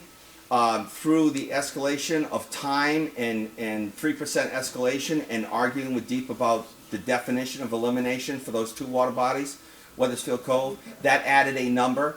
And the long and short of it, here we are submitting in December of 2018, and our end date is 2029, and the project budget is 2.6 billion. And I've said this before, the Hartford region should be outraged because there's no one in New England that has spent the amount of money this small region has spent. And it's not because our system is any worse than Bridgeport. It's not because our system's any worse than New Haven. It's not because our system's any worse than Boston. It's because we've got a deep regulation. They're out of control. And the only people who can help us is our towns. And if you don't help us, we're going to wind up spending lots more money than we need to spend. And like I said, why is the Hartford region required to spend 3 times what's been planned to be spent in Bridgeport? Why? And they haven't spent anything yet. And we spent more than 2/3 of what we were planning to spend. It's not fair. And now they're suggesting that, oh, now we've got to give money to Bridgeport and New Haven, and we're going to take the grant and loan away from you. So now our rates are just going to skyrocket when we're halfway through this project. That's not right. And it's not going to change if we don't have the support of our towns. Go ahead. So, my question is about our sewers. Sure. And we identified, because this is just contextual, I just don't understand how, did MDC have a monitoring process for our sewers or anything like that before the cameras went in? In other words, all I want to know is why was the MDC surprised at the extent of repairs necessary for West Hartford's sewers I apologize. when cameras went down? That's I didn't fine. answer your question. I'm sorry. Yeah. 2004, 2005 planning, right? High level. Yeah. CMOM, and it's part of the requirements, we have to TV our sewer within the first 5 years. So in 2008, we start TVing our sewer system, and every time you put a TV in the ground, you find something that you had no idea was there. So that $450 million worth of work and the work that we've done to date was not planned. It's underground. I mean, when you drive over a bridge and it's rusty and you say, oh my God, I got to fix that bridge before it falls down. You don't know the condition of the sewer system until you TV it. So everything we have found is, it could be expected, but you can't budget for it. You can't plan for it. And all we're trying to do to help our towns is say, all of that work that we have found as part of our due diligence, this 5-year master plan, the long-term control plan, we're trying to shift that cost to the Clean Water Project rather than to hit ad valorem. Okay, so basically what I'm hearing is before the cameras went down there, we were just not monitoring the sewer quality. No, Okay. we were not required to TV the system. All right, and then one more question. So we've spent money, the MDC, on the Clean Water Project, Right. and we've gotten ahead. We've pursued. I think you said 2/3 or some Roughly, number, yeah. and then other regions haven't done that. Correct. Why did we do it and not the other regions? Good question. Yeah. Well, thanks. So, right, good question. And the answer is, I have my own theory and I wouldn't say it here in public, but the point is this, is that it's not fair. For whatever reason, doesn't matter. The point is that we need our towns to push back. We've been pushing back. We are an entity that is regulated by the DPH on the water side and DEP on the sewer side, and they have said, we don't care. We went to them in 2012 and said, the document of 2004 that everyone agreed to, what was the doctor's name from Wethersfield that was on the Standish? Dr. Standish. He was heavily involved in the Wethersfield Cove. Everyone agreed that the definition of elimination to the Wethersfield Cove was an 18-year storm, and DEEP said, nope, sorry, total elimination, which added $200 million to the project. We brought this to the legislature. We brought it to our legislators and our senators, and we got zero support. So what did we do? We had no choice. We were either going to get fined to not do something, or we had to comply. So we had to comply. So to your point, we have done everything we can do, but it's pretty powerful when our towns write a letter to our legislators and say, enough's enough. Okay. So I know you have a theory that you can't say in public, but what can you say as to why the MDC has expended 2/3 funding in advance of the Clean Water Project when these other areas have not, and now it seems like that's to their benefit over ours? We didn't push back hard enough. We didn't push back hard enough. We politically didn't push back hard enough. The other towns, Bridgeport and New Haven, you know what their answer was to DEEP? We can't afford it. So here's what happened. the state of Connecticut had the city of Hartford, the 8-member towns in their hand, called the MDC, and we made a decision to do the right thing, and we were held to a higher standard than everyone else. And that's what's going to happen. That's what's going to happen with MS4. MS4 is going to happen, and the state of Connecticut Deep is going to pick on the richest community. Now, whether that's Greenwich or whether that's West Hartford, but that's how they operate. They will come into the richest community and say, you can afford it, you're going to do it, here's a consent order, do it or we're going to fine you. Okay, so it sounds like, though, that the other communities, the other water regions, benefited by non-compliance and saying, we can't afford this. Because they had user charges. They didn't have ad I don't valorem. think they benefited. I'm just trying to understand what you said. I don't think they benefited because they're kicking the can down the road, right? So what they're doing is what the MDC did in the 70s, the 80s, and the 90s. We can't afford it, we can't afford it, we can't afford it. I've been here since 2006. I've heard nothing but stories about the town saying to the MDC, we don't want to spend any money, right? We don't want to spend any money. Stop spending money. We don't want to spend the money. We don't want the rates to go up. So we didn't. The federal money disappeared, and the towns did not want to supplement what had to be supplemented. End of case. I went on this board in 1975. I know the history of what happened. We went to the towns. The towns would not fund at $247 million in 1978. That's what happened. The deterioration continued. We didn't have the money to service it. A lot of them were, at that point, were 60 and 70 years old. Now they're 100 years old. We didn't do the camera, we didn't have television in 1976 to do that type of stuff, and didn't want to spend the money. The federal government made us do it, and the state government made us do it in 2002, 2008. So the answer to your question is the other towns have been allowed to not do it, and I believe it's because they had someone on the hook already. They had the MDC. The MDC was willing, the MDC had the money, and unfortunately, lessons learned. We're trying to, in the integrated plan, do something we should have done in 2012, which is to push back and say, you need to give us more time. We're spending too much money on building tunnels, but we didn't have the political support that we tried to get, and unfortunately, we are where we are. And but Bridgeport and Weathersfield, Bridgeport, New Haven, they're going to be in a circumstance. If you remember 20 years ago, 30 years ago, there were periods where New York City, and they just had a major water main break downtown within the last month. There was periods in New York City where the water was shut off for days and weeks. They will get theirs. I mean, those towns that kick that can down the road, they're not winning. They're just delaying the inevitable. So there will be a period when they have to spend 3 times, like us. I mean, as the chairman said, the estimate for this project was $280 million in the 70s, and we kicked the can down the road, said no, and it became $2.6 billion.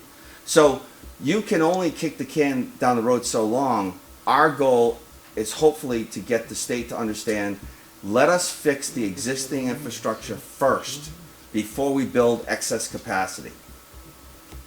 It's really that simple. All right, thank you. Okay, Thank you, Mayor. Chris? Oh, anybody else have questions? Mr. Davidoff? Thank you. So many communities across the country have EPA consent decrees. And I read where the city of Washington, D.C. is, I think they have 2 tunnels in place, and there's a third one possibly coming on board. The city of Pittsburgh, other Midwestern cities. Yep. And they've all gone back to the EPA, and they've all said, listen, in this economic time, we need to modify this consent decree. Why did we not go to EPA and say, is there a possibility for a modification? Actually, the MDC is probably the first, if our integrated plan gets approved, we'll probably be the first utility in the country to get this integrated plan approved. There's been others, but in New England, we'll be the first. So exactly what you said. Integrative planning is exactly that. And when you go to EPA to modify your consent decree, you will say a couple of things. One, I want longer time, and I want to do less, right? So those are the two criteria. We're saying and suggesting to do the same thing using integrated planning, which is simply doing what we need to do environmentally, but doing it over a much longer time. So what we're proposing is the industry standard. We are the leader. I'm a member, the MDC is a member of NACWA. NACWA is the National Association of Wastewater Agencies, blah, blah, blah, blah, blah. We're a regional, we're a United States entity that lobbies Washington. And we are, we are without a doubt above and beyond any of the largest utilities. Boston, and I use Boston as an example, spent $500 million on their program. MWRA, which is in Boston, but it's just a wastewater treatment plant, and they also run the water treatment. They serve 60 communities. They're in the process. They're just like the Hartford treatment plant. They just own the treatment plants. They don't own the pipes in the streets of our towns. They only spent, by DEEP's numbers, they only spent $900 million. We spent $1.6 billion already, 1.7. So we are doing exactly that, Councilman. We are actually a leader in the country about changing our consent order or consent decree through integrated planning. Well, thank you for the answer. And I want to follow up on what the mayor said about the median income. And this is the problem that I share her concern. So if we have somebody with a median income on the low end, very similar to the resident in the city of Hartford, and we belong to this regional entity, how do I, as a policymaker here in West Hartford, tell my resident that you're going to pay more than somebody who's in this exact same economic condition or situation that you are, but they live across the town line in the city of Hartford? How can we as policymakers justify that? And I think our mayor hit the nail on the head right there, because that's what people are asking us. Sure. If I make the exact same income as somebody in a neighboring community, and we're part of this regional thing, Sure. Why am I being treated so differently? So I agree with you, and I would look at Hartford as the example, or even Bloomfield as the example. The median household income in Hartford is $30,000. You look at the 10 to 25 percentile in Hartford. Think about the average income of a taxpayer in Hartford that's making $20,000 a year. And I agree with you. I mean, there's a disparity in every town, and that's why the other 7 towns have been backing away from getting rid of ad valorem, because if you apply a sewer user charge to a person within your community, now West Hartford, it's only 8%. That is the 10 and 25 percentile of your median household income. So you have a small portion. Bloomfield has 40%. But imagine the 10 to 25 percentile in Hartford. They're making $20,000 a year. They're being heavily subsidized. They're only paying $88 a year in ad valorem equivalent. And now imagine them going to $300 and change. I agree with you, but if they can't afford that, the residents in Hartford can't afford that, we're a nonprofit. So whatever taxes we don't collect, whatever revenue we don't collect, we have to charge everybody else more. So I understand your point, but West Hartford is 8% of the median household income, 10 to 25 percentile. The other towns have a much bigger problem than you. And I understand your point, but it's every town is different, and every town has the same problem you have.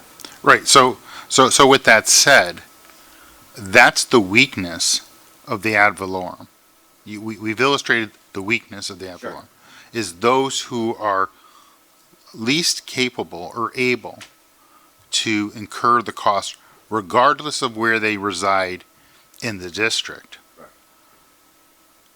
And if you are unfortunate, we think fortunate enough to live in West Hartford for other reasons, but unfortunate enough to live in West Hartford for the purpose of paying MDC fees, okay? That's something that smarter people than myself need to find a way to tweak somehow so that these people who least can afford it have some type of adjustment that's necessary, or we receive some type of adjustment off that based on or the formula to tweak for that 8% of the people who fall just like all the other people.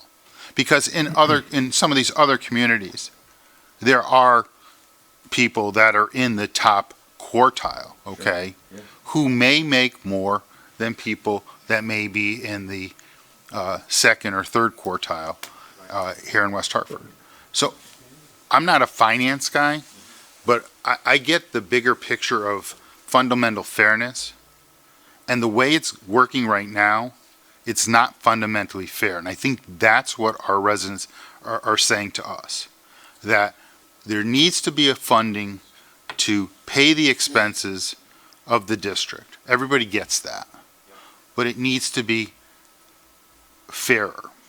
And the current system isn't cutting it. And that's what we're hearing from our residents, okay? So if I may, it actually works in the opposite direction. So Wow. the ad valorem system is based on your property value. So the person who makes, And in this ad valorem system is property taxes collected correct, for over the last which few you years. distribute to the residents based on their property values. So the person who's making low income is going to pay less through the ad valorem. In the same town, the person who's making low income is going to pay less than the person who's making, because more than likely the person with high income is going to have a higher value home than the person with low income. Whereas on a water-based system, they're probably using the same amount of water. So if you actually switched over to a water-based system, the lower income will actually get impacted more. The difference is, that's only 8% of your population versus 40% in Bloomfield. And that's our point. You can't just look at the median household income in your town. You have to consider the poorer populations. And if you get rid of ad valorem, you're going to pay that group of people will pay more. I have another question that people have been asking me. So, when we went to the monthly billing, like all the other utilities, the charges that appear on the bill on a monthly basis, some of these set charges, are they in the aggregate for all 12 months greater than what people would have paid if it remained quarterly? No. Okay. Quarterly bill was $45. Divide by 3, it's $14 and change. Okay. It didn't change. Okay. So, thank you for that answer, but what I think needs to happen is you need to issue some type of data and statement telling people that, because people have said, since you switched to the monthly, it seems as though the fixed costs that are applicable to the clean water project seem to be greater, okay? I'm paying more Sure. than I would have had it remained quarterly. Yeah, Okay. And if that's the case, I think that part of the message needs to get out to the community, and that really hasn't really done that. Yep. Okay. And that's a fair comment. The facts are, the the customer service charge, which was $45 and change, 44 and change, divide by 3, $14 and change. That hasn't changed since 2016 when we had the lawsuit associated with the non-member towns. That has not changed. We haven't raised that. So the charges haven't changed. The difference is the Clean Water Project, which has, you remember when we started this Clean Water Project, everybody voted for it in 2006 and 2012. Not everybody. 75%. But what happened was the rate didn't really start to, people didn't start to notice it until 2013 and 14, because we can see that chart where the water consumption started dropping, because everybody said, oh my God, what's this bill? What is this on our bill? And so everybody voted for it, but didn't understand the magnitude and the impact. And when we presented in 2006 and 2012, we told them those numbers that we showed you tonight were the same numbers we showed you, except for the changes we talked about between 2012 and 2015, getting that plan approved by DEEP. So it's exactly what we said it was going to be. Unfortunately, I've shown this chart before. This is fact, right? So this is fact. This is the average water and sewer costs across the country. Blue is water. Blue is water, and Hartford is right here. Blue is water, and the red is sewer, plus the Clean Water Project. And as I mentioned, the average is about $1,300 across the country. The MDC is about $1,200 and change. They're just about $1,300, but that includes water, sewer, and the Clean Water Project. So $410 of that $1,300 is the Clean Water Project. Imagine if we didn't have the Clean Water Project. We'd be well below everybody. But those are facts. Those are facts. Those are numbers that are generated across the country every year. Those are real numbers. And so I asked the question, what is MDC doing right? We're spending $200 million a year. We've reduced our population of our employees by almost 200 people over the last 10 years. Our water rate is the cheapest water rate in the state of Connecticut for largest water utilities. We're still doing, we averaged $119 million a year for the Clean Water Project over the last 13 years. As I mentioned, New Haven spent $25 million. And we're still cheaper than everybody across the country. So we're doing something right, not wrong. So with respect to the votes, I don't think anyone had an option other than to vote yes, okay? I'm with you. There was really no option. I've been involved in this long enough to know that there was no option. And I do remember when it was first proposed, I think it went to like 2038. There was some number on some chart I remember. Correct. And I said, when people see in 2038 Yep. what their water bill is going to be, Absolutely. they're going to have a heart attack, Yep. okay? And they're starting to have this little heart attack right now in 2020. And it's not improving and getting any better anytime soon. It's So- exactly what we told them. But so my point is, I think it's very necessary, okay, to provide people that information of what they voted on and what the projection was when that first occurred.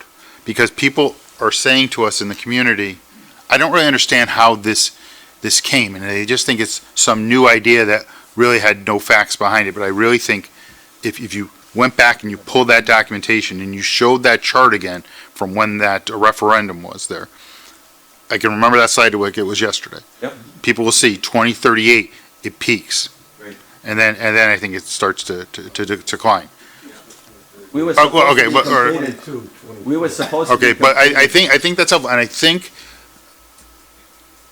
I don't know if you hear this from other towns, but we hear a lot of discussion about water costs, MDC, and unsustainability, and we keep seeing here, when we're doing our budgets, the tremendous year after year increase to the town of West Hartford budget, okay?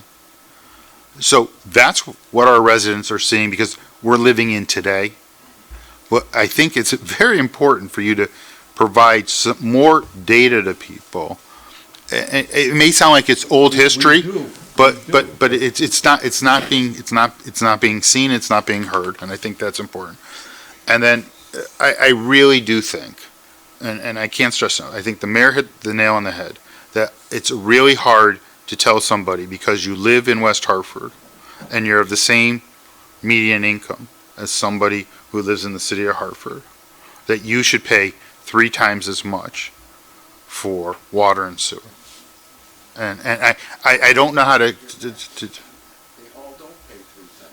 well, you told me it was $88 in Hartford and it's $300 in West Hartford. It's on an average. That's an average. Everything's average, right? Right, well- We can't compare every group. All right, well, it's considerably more, we'll just leave it at that, in West Hartford I'm than sure you in have Hartford. people in your town that are paying approximately $88 in their equivalent ad valorem. I don't want this to be lost, and I've been asked at every town council meeting and at every town manager meeting, what can the towns do to help the MDC? And I'm pleading with you, if you don't do something on the integrated plan, and you don't support the integrated plan, you will continue to pay for projects that you didn't have to pay for under the Clean Water Project because of the lack of support for the integrated plan. And if we don't get the grant and loan and we need the support of our towns, you need to pick up the phone and call your legislature and say, don't let DEEP, because they're using integrated planning, don't let them take away the grant loan from the MDC, because New Haven, Bridgeport have done nothing. And we are in the middle of a $2.6 billion project.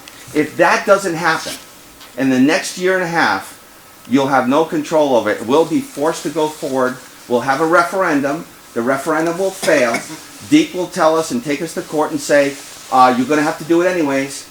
And then all of those projects that we've been talking about, that clean water surcharge of $4.10 right now, and we projected it to go to $7.50, will go to $12.50. All because we don't have the proper grant and loan. If the towns don't step up and support us on this, this is immediate. This isn't PFAS. This isn't something else that's in the future. This isn't stormwater management that you guys are going to spend $200 million on in the next 20 years. This is right in front of us. This is this legislative session, short session. Without your support, we will wind up tripling the cost of the Clean Water Project to our customers. Thank you, Mr. Jellison. Any other questions for Ms. Kerrigan? Thank you. Thank you for doing the right thing. I appreciate, and I know the residents of West Hartford appreciate turning on their faucet and not being Michigan. You guys deliver quality water, and it's a necessity, not a luxury. So for that, I'm thankful. I think your communication has improved so much. If you go on the MDC site, there's actually a video there that talks about water and pricing, and I'm appreciative. I know this about communication. It's hard when you communicate well. Sometimes individuals don't even see it, even when it's a notice for a meeting. So I think you guys are doing a good job. That being said, I do have some questions, and I do think it's somewhat humorous that it comes down to a definition of elimination. I was kind of hearkening back to the Clinton impeachment, and it came down to a definition of sexual relations. I don't know, that's where my head went with this definition of elimination. But anyways, it's kind of interesting that lawyers can make anything a mess, with all due respect to lawyers. But let's go to 2012. You said the state of Connecticut was reluctant, and then now 2018, they went to a place where they could consider, but they have yet to go to a place of mandating. Can you talk to me or explain to me how and why they had the position with respect to the plan where they were reluctant in 2012 to consider the integrated plan, and now are, or did I misunderstand that? We didn't ask for in 2012. Came We out didn't. in 2012. Yeah, we didn't ask for integrated planning in 2012. EPA did not even adopt the guidelines for integrated planning until late 2012. So we missed that boat. We didn't even see that boat coming. And the biggest challenge we had in 2018, even though 2012 to 6 years, it was in its infancy. There's only been a few discussions across the country about integrated planning concepts with consent order, consent decrees. So we had to really go through an exercise with the state of Connecticut and explain to them the EPA guideline of what integrated planning really means. And really what the state's problem with it was, well, you're going to fix up your old pipes. And the answer was, yeah, we're going to fix our old pipes. And in the interim, we're going to get the stormwater out, which means we don't have to build a bigger tunnel. So it took us from, even earlier, we started this in 2017 about the integrated planning. They finally agreed to let us submit an integrated plan as part of the long-term control plan in December of 18. And really, it's in the last month or so we've had meetings. We hope and we're hopeful that they're going to support the integrated planning. Like I said, EPA has issued a letter to all states. Congress has passed a law, but now the question comes all down to funding. Are they going to fund replacing a pipe and giving us 40 to 50% grant, or lining a pipe, or are they going to cut back the grant and loan because it's not a tunnel? That's the question. Because you mentioned receiving revenue from contaminated water. They should have an additional fine. I want to make sure that I understand that. Pratt & Whitney, so as they discharge more contaminated water for the PFAS, they're charged less? It's not, forget about PFAS. Okay. So the state of Connecticut has a process. Contaminated groundwater, whether it's a gas station, whether it's whatever it is, any entity, Triumph right here in West Hartford, If you have contaminated groundwater, you've got two options. DEEP will tell you you've got to clean up the groundwater because it's going to contaminate other groundwater, right? So you got two options. You can remediate that, and in most cases it involves pumping the groundwater out, filtering it, and then disposing of it somewhere. So you can truck it away, you can bring it down to the Hartford treatment plant, or you can bring it down to Mattabasset, and we'll charge you 13 cents a gallon for every gallon you deliver in a truck. In Mattabasset. Or you can, if there's a sewer system nearby, with the approval of the sewer company, which is us, and we have to sign the permit that DEEP issues to Triumph, you have to get our permission, and if we say yes, we'll let you dump that contaminated groundwater into our sewer system, and we're going to charge you 13 cents. Either way, you're paying 13 cents. The state of Connecticut, CRA, in 1998, connected their leachate, their contaminated groundwater, to our sewer system, and we agreed to do that. In 2007, after the consent order and consent decree of $800,000 fine, we said, well, we're getting fined to clean up our sewer system. We're getting fined to get out all this I&I. We don't want this contaminated groundwater. Get it out. And if you keep it in, we're gonna create a fee. It was 10 cents at the time, such that it incentivizes you to get that out. Right? We don't want it.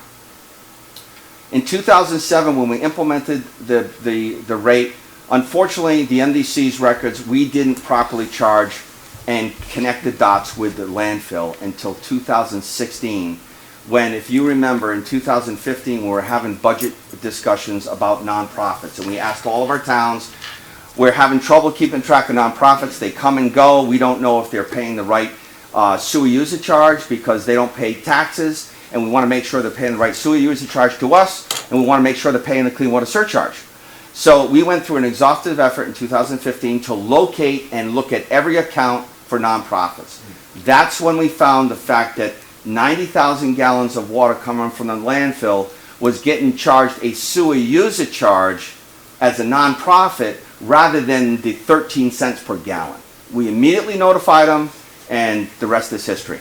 And so we've been arguing since 2016 to say we were charging you the wrong charge. We didn't go back, just like Triumph, when we found that issue in 2014, we didn't go back when they were actually discharging with another company. We said we found it in 2016, we're going to charge you in 2016.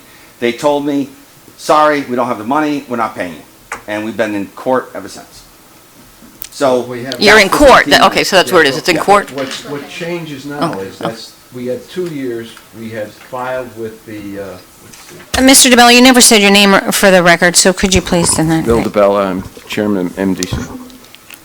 In 2016, when we found that issue, we were dealing with the state of Connecticut.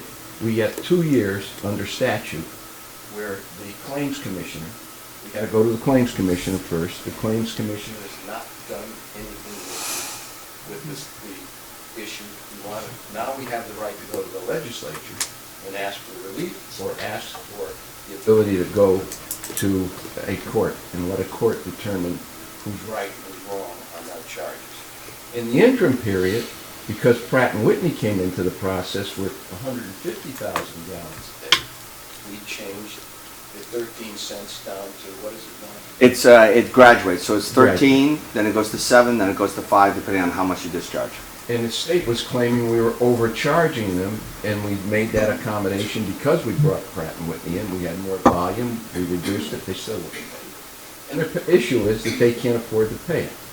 And as I don't think that's an argument for the state of Connecticut. Or anybody. Well, a town can go bankrupt, the state of Connecticut can't. The ironic part of this, and Triumph is a perfect example, DEEP is issuing these permits for groundwater. They're supposed to get our approval. Triumph, the company that, I don't remember the company before, but the company before that owned the property, they were issued a permit by DEEP. We didn't know, so we had no idea that they were discharging this groundwater. And then Triumph came into our office and said, hey, we're supposed to have this permit signed by you guys. We said, we had no idea. So we started moving forward in 2014, and Triumph agreed to pay the rate. Pratt & Whitney, same thing. The state of Connecticut issued a permit to Pratt & Whitney to discharge groundwater and contaminated groundwater to our sewer system in East Hartford. We didn't know it. We didn't find it until we started looking in 2015 for these nonprofits, and that's how we found some of these account issues. So why is there a discount for discharging more?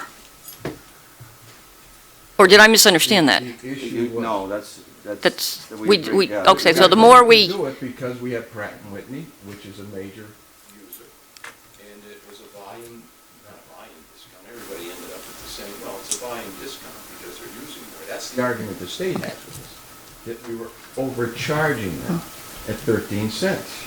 So when Pratt & Whitney came in with 150,000 gallons a day, we made accommodation on that issue and offered the state of Connecticut the same accommodation. It's a unit rate for everyone. So we were trying to get, in court, we were trying to show the court that we were being fair and reasonable. And so the state of Connecticut says, we're not paying you because we don't want to pay it and we don't have the money. And so we developed a rate for everyone, which Pratt & Whitney and Triumph and everyone benefited from by basically reducing the rate based on a graduated rate.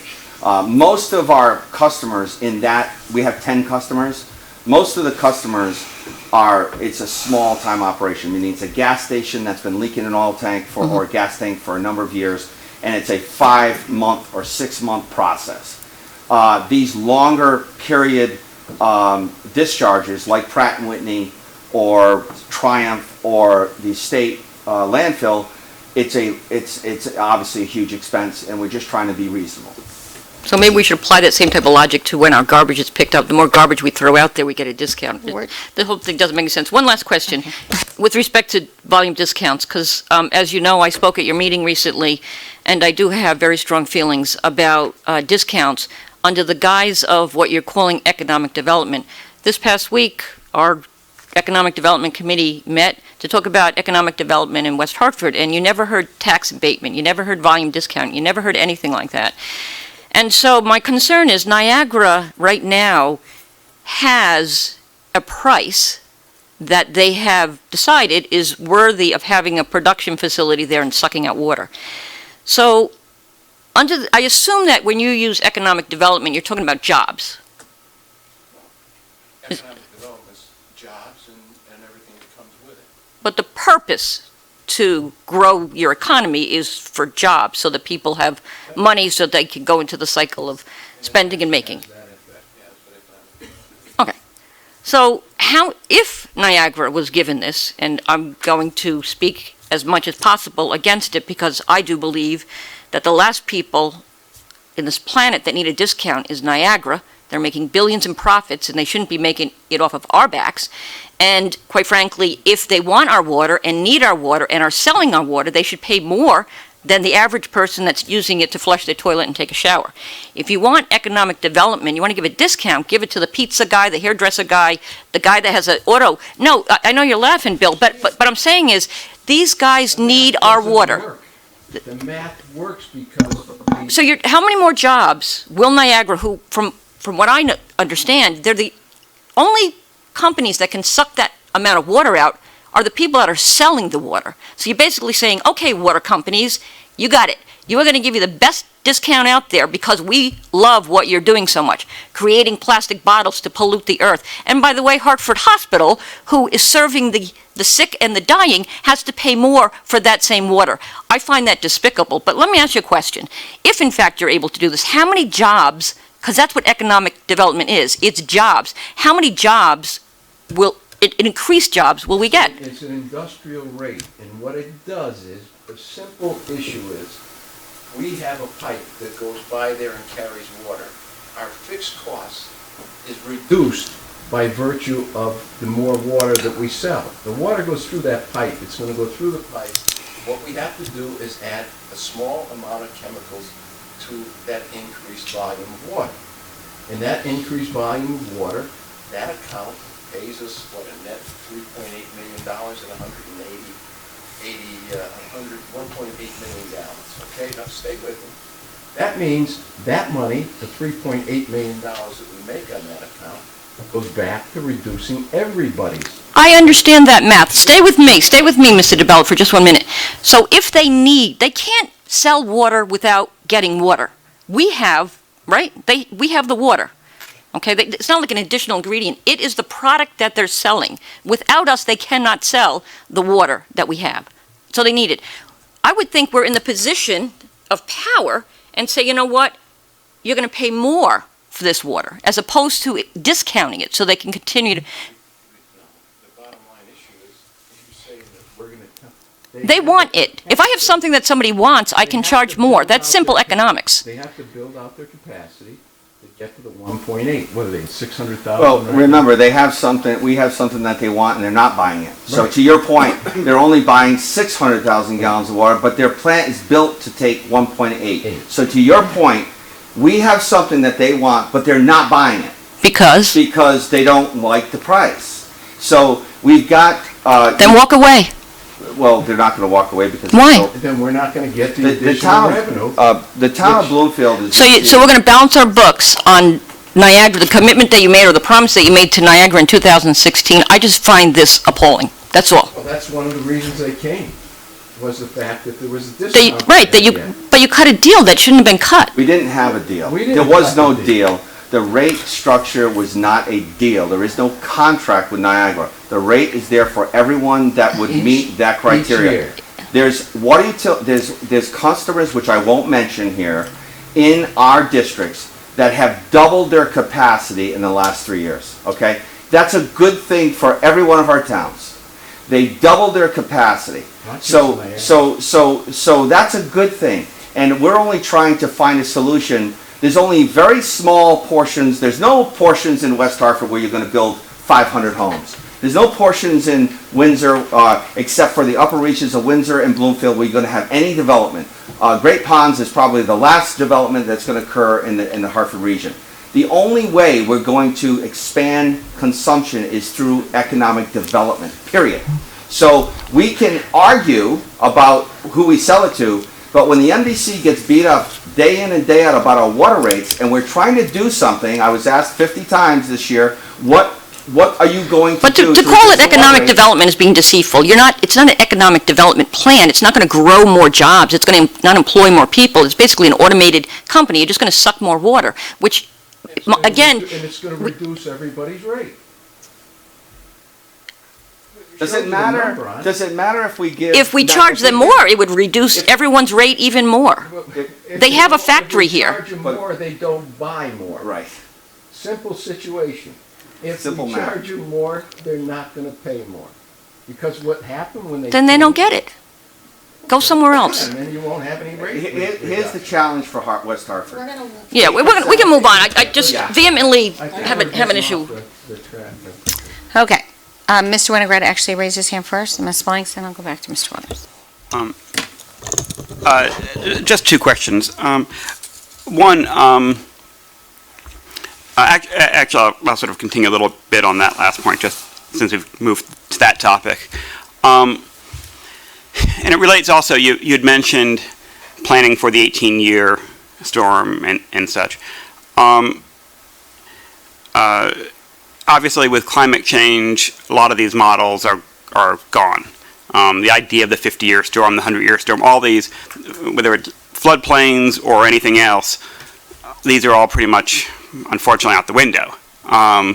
And we need to plan for the new, whatever the new 18-year storm is, or 50-year storms, which seem to be bigger. But in terms of the water supply, and we did have the discussion earlier, but to what extent have you taken into account the best science on climate change in terms of heat and rain? And my understanding is it looks like we're probably going to be wetter, but also warmer, and obviously with the reservoirs we end up with the loss through evaporation. So how has how's your long-term planning worked in terms of what you anticipate our supply will be? We're very unique. We're very lucky because the forefathers of the MDC were smart enough to build the reservoirs that we built, which are very deep. You know, you're talking about more than 150 feet deep. You got some reservoirs in our neighboring towns that are 50 feet deep, right? So you're right. In a hot day, we could have 10 million gallons of evaporation. But what's happening is we've actually proven through USGS, right, the National Association, Geological Association, they have proven that we're actually getting more water, rain, especially in the Northeast, over the last number of decades. The difference is when it rains. So what we have, which most don't have, is that when you base your water system on the aquifer and the well system, when it rains hard, and that's what's happening, the change in the environment is you're getting massive rainstorms in a very quick period of time, 3 inches of rain in a half hour. When we get 3 inches of rain in a half hour, we have 30,000 acres of land and it collects that water. And then whatever we can't collect, it overflows to the river. But when you're using a well and you're relying on that water to seep into the ground and to basically through the yield of the well to fill up that aquifer, but when the ground is hard and it hasn't rained in 5 days or 10 days, it just runs off to the rivers. So we're lucky, and that's why we don't see the problems that others see. That's why in the 67 drought, the 82 drought, and the 2016 drought, we don't see the magnitude of reduction in our capacity. We never dropped below 75% in those 3 storms. I'm sorry, in those 3 droughts. So if we were basing our safe yield on wells, I would agree with you. But we have a large bathtub with 33,000 acres around it that's able to capture that rain in a quick rainstorm. And if there's capacity in that reservoir to catch it, it will catch it. Okay. Do you have another? Just one other question, and thank you. Regarding actually back to rain. So on the rain days, the 50 days that we get the big rain, so exactly where is the water going right now? I think you said, I heard both that we don't have capacity in the pipes and it's just coming out wherever. But also you said that we've built a plant now that can take 200 million gallons a day. So, I mean, are both those things true, that, you know, we can handle it, but we can't even get it to, I mean, why do we have a plant that has more capacity than we can get to it? If I heard that right. Remember, if you add up all the wet days in our towns, it's well above 200 million gallons, right? But what's getting to the plant is 200 million.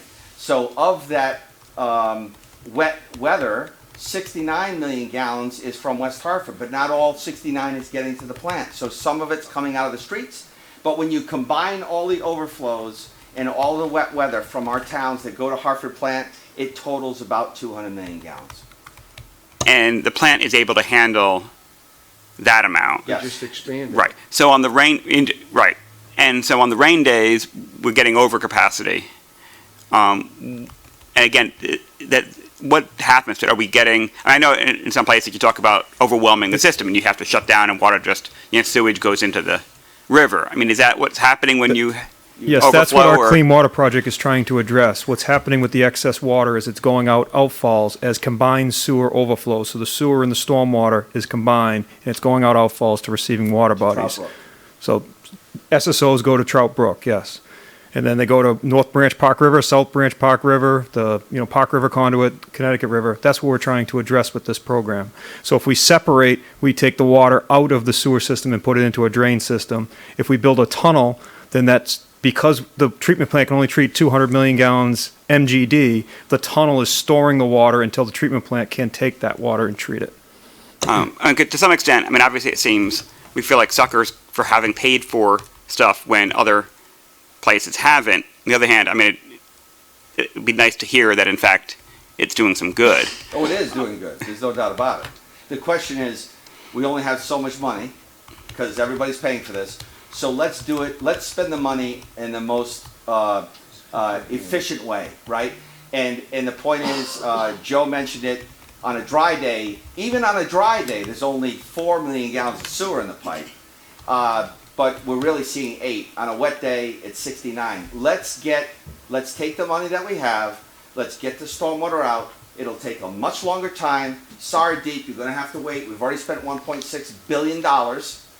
Give us 40 extra years to get the rest of it done. But when we don't wanna build big tunnels anymore. We don't wanna build oversized plants, treatment plants. Okay, thank you. Thank you, Ms. Renegade. Ms. Blanks? Thank you, Madam Mayor. Thank you for that extensive presentation. So I want to say this might be the second time that I've heard the overall presentation, so bear with me a little, okay?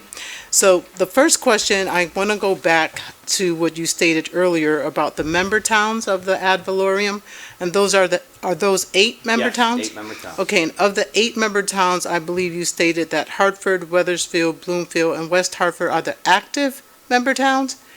No, they're all of them are active. Okay. But what I said was, the majority of the clean water project work is happening in West Hartford, Hartford, Newington, and Weathersfield. And, a little bit here and there, but that's where the majority of the work's occurring. Okay. And then for the other towns, so nothing's happening in those towns, Nothing's or happening very in West little? Hartford. Right, nothing's happening in West Hartford, Bloomfield. East Hartford. Sorry, East Hartford. it's late. East Hartford, nothing's happening in East Hartford. They're getting nothing out of this project. They're still paying for it. They're paying the same $410 that everybody here in West Hartford's paying for, but they're getting zero out of the project. Okay. So that was the question. So I just wanted to make sure that everybody who is a member town is paying their fair share. Correct. Is that accurate? Yes. Okay. Then, again, forgive me because I arrived a little tardy. You were talking about the Clean Water Project, and it sounded like the Clean Water Project is designed to clean up and to do what you just said, sir, in terms of your what do I want to say? Your expertise, acronyms and language in terms of how it diverts things over You here. have a and then- sewer pipe that's only so big. Right. And the sewer pipe is plenty big enough for the sewer. But because of all the groundwater and all the stormwater, the pipe's not big enough. So we got 2 options, or a bunch of options. It's either get the stormwater out so the sewer pipe is plenty big enough and fix the sewer pipe and upgrade it, or build bigger capacity. Okay. It's that simple. So that's the question that I want to get to, because you talked about in 2002 is when you decided to install cameras or have cameras? No, in 2004, we started the planning exercise. We really didn't start to TV the system until 2008, which was mandated by EPA. Okay, so up to that time, I want to say, if I didn't hear correctly, please correct me, nothing was happening. No. What I'm saying is that as part of the consent order and consent decree, we didn't start to TV our system. We had to TV the entire system within 5 years. That started in 2008. We were TVing the system, but we were in hypercare mode. It's an inside joke. We were, triage mode. We were just fixing broken stuff.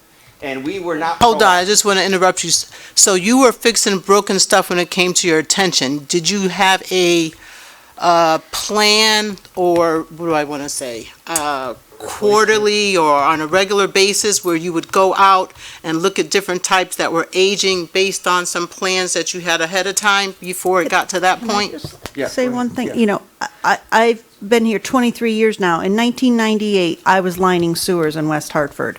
We've always been doing work and checking the system, not to the extent that we're doing now. Again, Bill would say that in order to keep our ad valorem low 20, 30, 40 years ago, we didn't do a lot of capital improvements. We were spending maybe $2 million, $5 million a year in capital improvements. So, I did a sewer lining job out here in West Hartford in 1998, 1999. Yes, we did projects. Now, it wasn't enough. But it wasn't by accident. The decision in those years, 70s, 80s, and 90s, from our towns, just like we're having right now, is don't spend any money. That was the direction. So our commissioners had that direction from their towns, and we listened to it, and therefore we did nothing. And so the little work that we were doing was emergency crisis management repairs. But that was predicated on one thing. In '78, the federal government got out of the business of subsidizing us. We used to get an 80% subsidy from the federal, just like the highway program, 80%, 20. In that situation, we could handle it. We could handle 20%, we couldn't handle 100%. So So when the federal government got out of the business, it's almost like we didn't have a plan to take over where they we had a plan. stopped. No, we had a plan. No one was willing to pay $80 million over a period of 30 years or 40 years. So we The just towns didn't weren't do willing to anything. do that. Was that by referendum? No, we went to the towns that asked for the right to go for a referendum. Remember, we go to a referendum when we're going to spend money, but we had to get the compliance or the agreement. Carol's question. Okay. I would give you, I'll tell you a little story, and I wasn't there when it happened, but was told a little story about the CEO at the time, whenever that date was, who reamed out one of our employees for suggesting to spend some money to fix some pipes. And that's the mentality. That mentality didn't come from an individual. It came from the towns, it came from the commissioners. It was the mandate to the board, from the board to the staff, don't spend any money. And that's what we didn't. And what we're trying to do now is to force and educate our towns to say, if we continue that mentality, we're going to kick the can down the road, and you're going to spend more money later. So that brings me to the integrated plan that you talked about earlier. And you said, to Deputy Mayor's point, that's a modified plan, right? In terms of the consent decree and whatnot. So again, with this integrated plan, and I'm assuming with everything that was discussed here, this is now going to give you a roadmap, basically, going forward in terms of what to do, how to be cost effective, and be proactive in terms of looking at a lot of these aging systems. Correct. We have to spend almost $100 million to just get access to 10% of our sewer system that's in the woods that we can't get literally $100 million just to cut trees down, build roads, just so we can TV it, because we're mandated by EPA, we must TV our sewer system, 100% of it within 5 years. We have 10% we can't get to. We have to spend $100 million to cut down trees and build roads. Okay. This is very interesting. So I guess, I don't want to say the saga continues, but that's almost what it sounds like. Thank you, Mayor. Thank you, Ms. Blanks. Okay, Mr. Gold, and then Mr. Williams, and then Mr. Dodge. Hey, thank you very much for coming and answering the plethora of questions that we've had. And most of my questions actually have been answered as this has been going on. I do have, I guess, one question, and not to sound pedestrian in terms of asking it, but is there any recourse if we're committed to the IP here? And what, I guess, escape hatch do we have if it doesn't work? I mean, we've spent in the past, or you've spent in the past, and it's happened, and here's our new choice, our new path, and you're telling us, kind of accepting blind faith, that this will work. How do we justify that? Well, it's really simple, right? So we have 1,300 miles of sewer pipe. We either spend $2.6 billion building tunnels and spend no money fixing old pipe. And as Joe showed, that when you don't fix the old pipe, the pipes get older and older and older in average. So you know you're going to fix them. So, and let's just pick numbers. $2.6 billion to fix tunnels, build tunnels, $4 billion to fix the old pipes, roughly.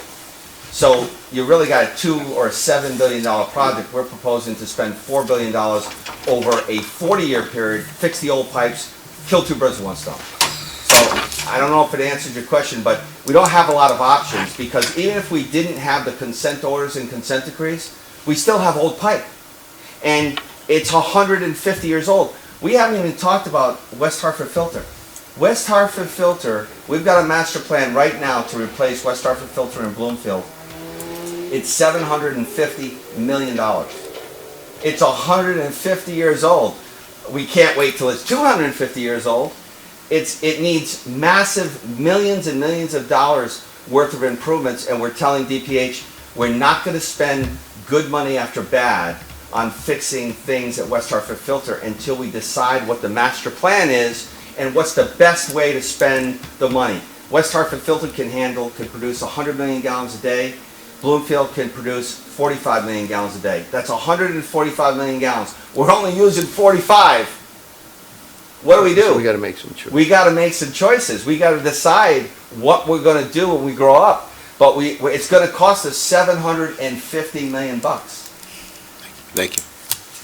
Thank you, Mr. Gold. Mr. Williams? Thank you, Madam Mayor. So just quickly, if the IP moves forward and say in a couple of years there's a federal infrastructure program, is there anything about moving forward with the IP that would put at risk an ability to participate in a federal infrastructure program?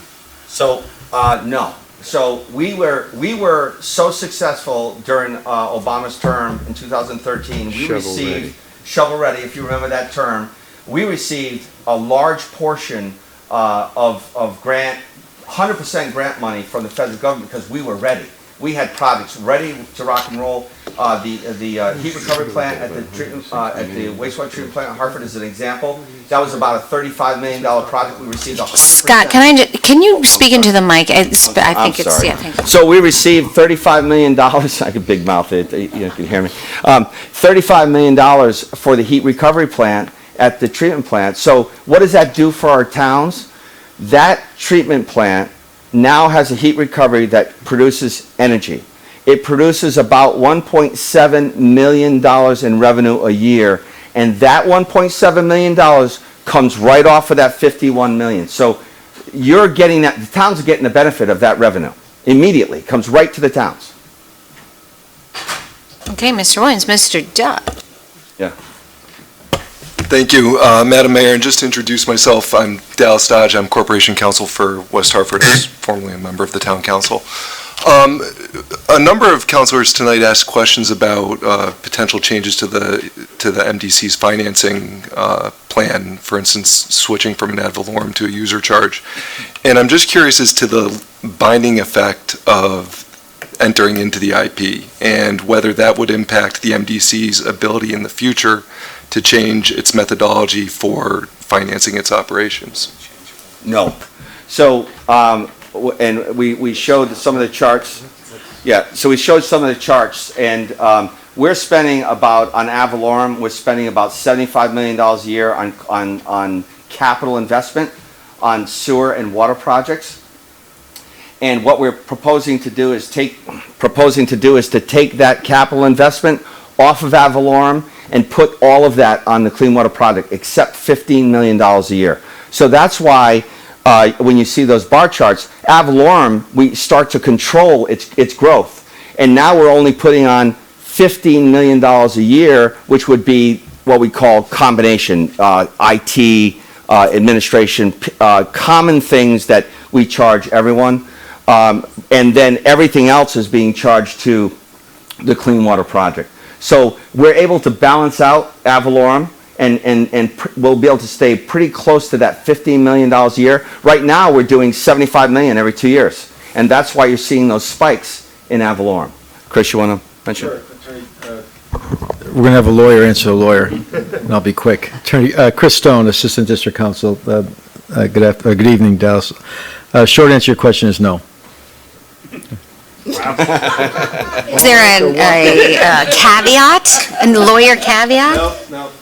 My CEO answered it perfectly. The answer is no.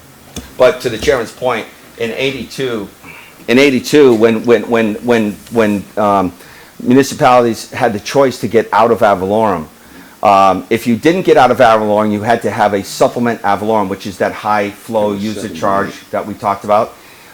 Travelers, for example. But if we do get out, we're out forever. You can't go back. We can't go back. I understand. Yeah. That was in 1978. Yeah, I know, there was a moratorium. So, Can I ask one more question? yes, Ms. Carey. Sorry, I went backwards, sorry. We fortunately have an advocate that represents the member towns' interests. What has been our advocate's position on your plan? He supports the integrated plan. He sent a letter to DEEP, and I believe we copied all of our towns. he sent a letter to DEEP supporting the integrated plan. Thank you. All right. I just have a couple little questions. I actually, Dallas's question was going to be my closing question, but I also was curious, how do you track infiltration and inflow? How do you know the difference? Jason, Joe, you want to talk about that?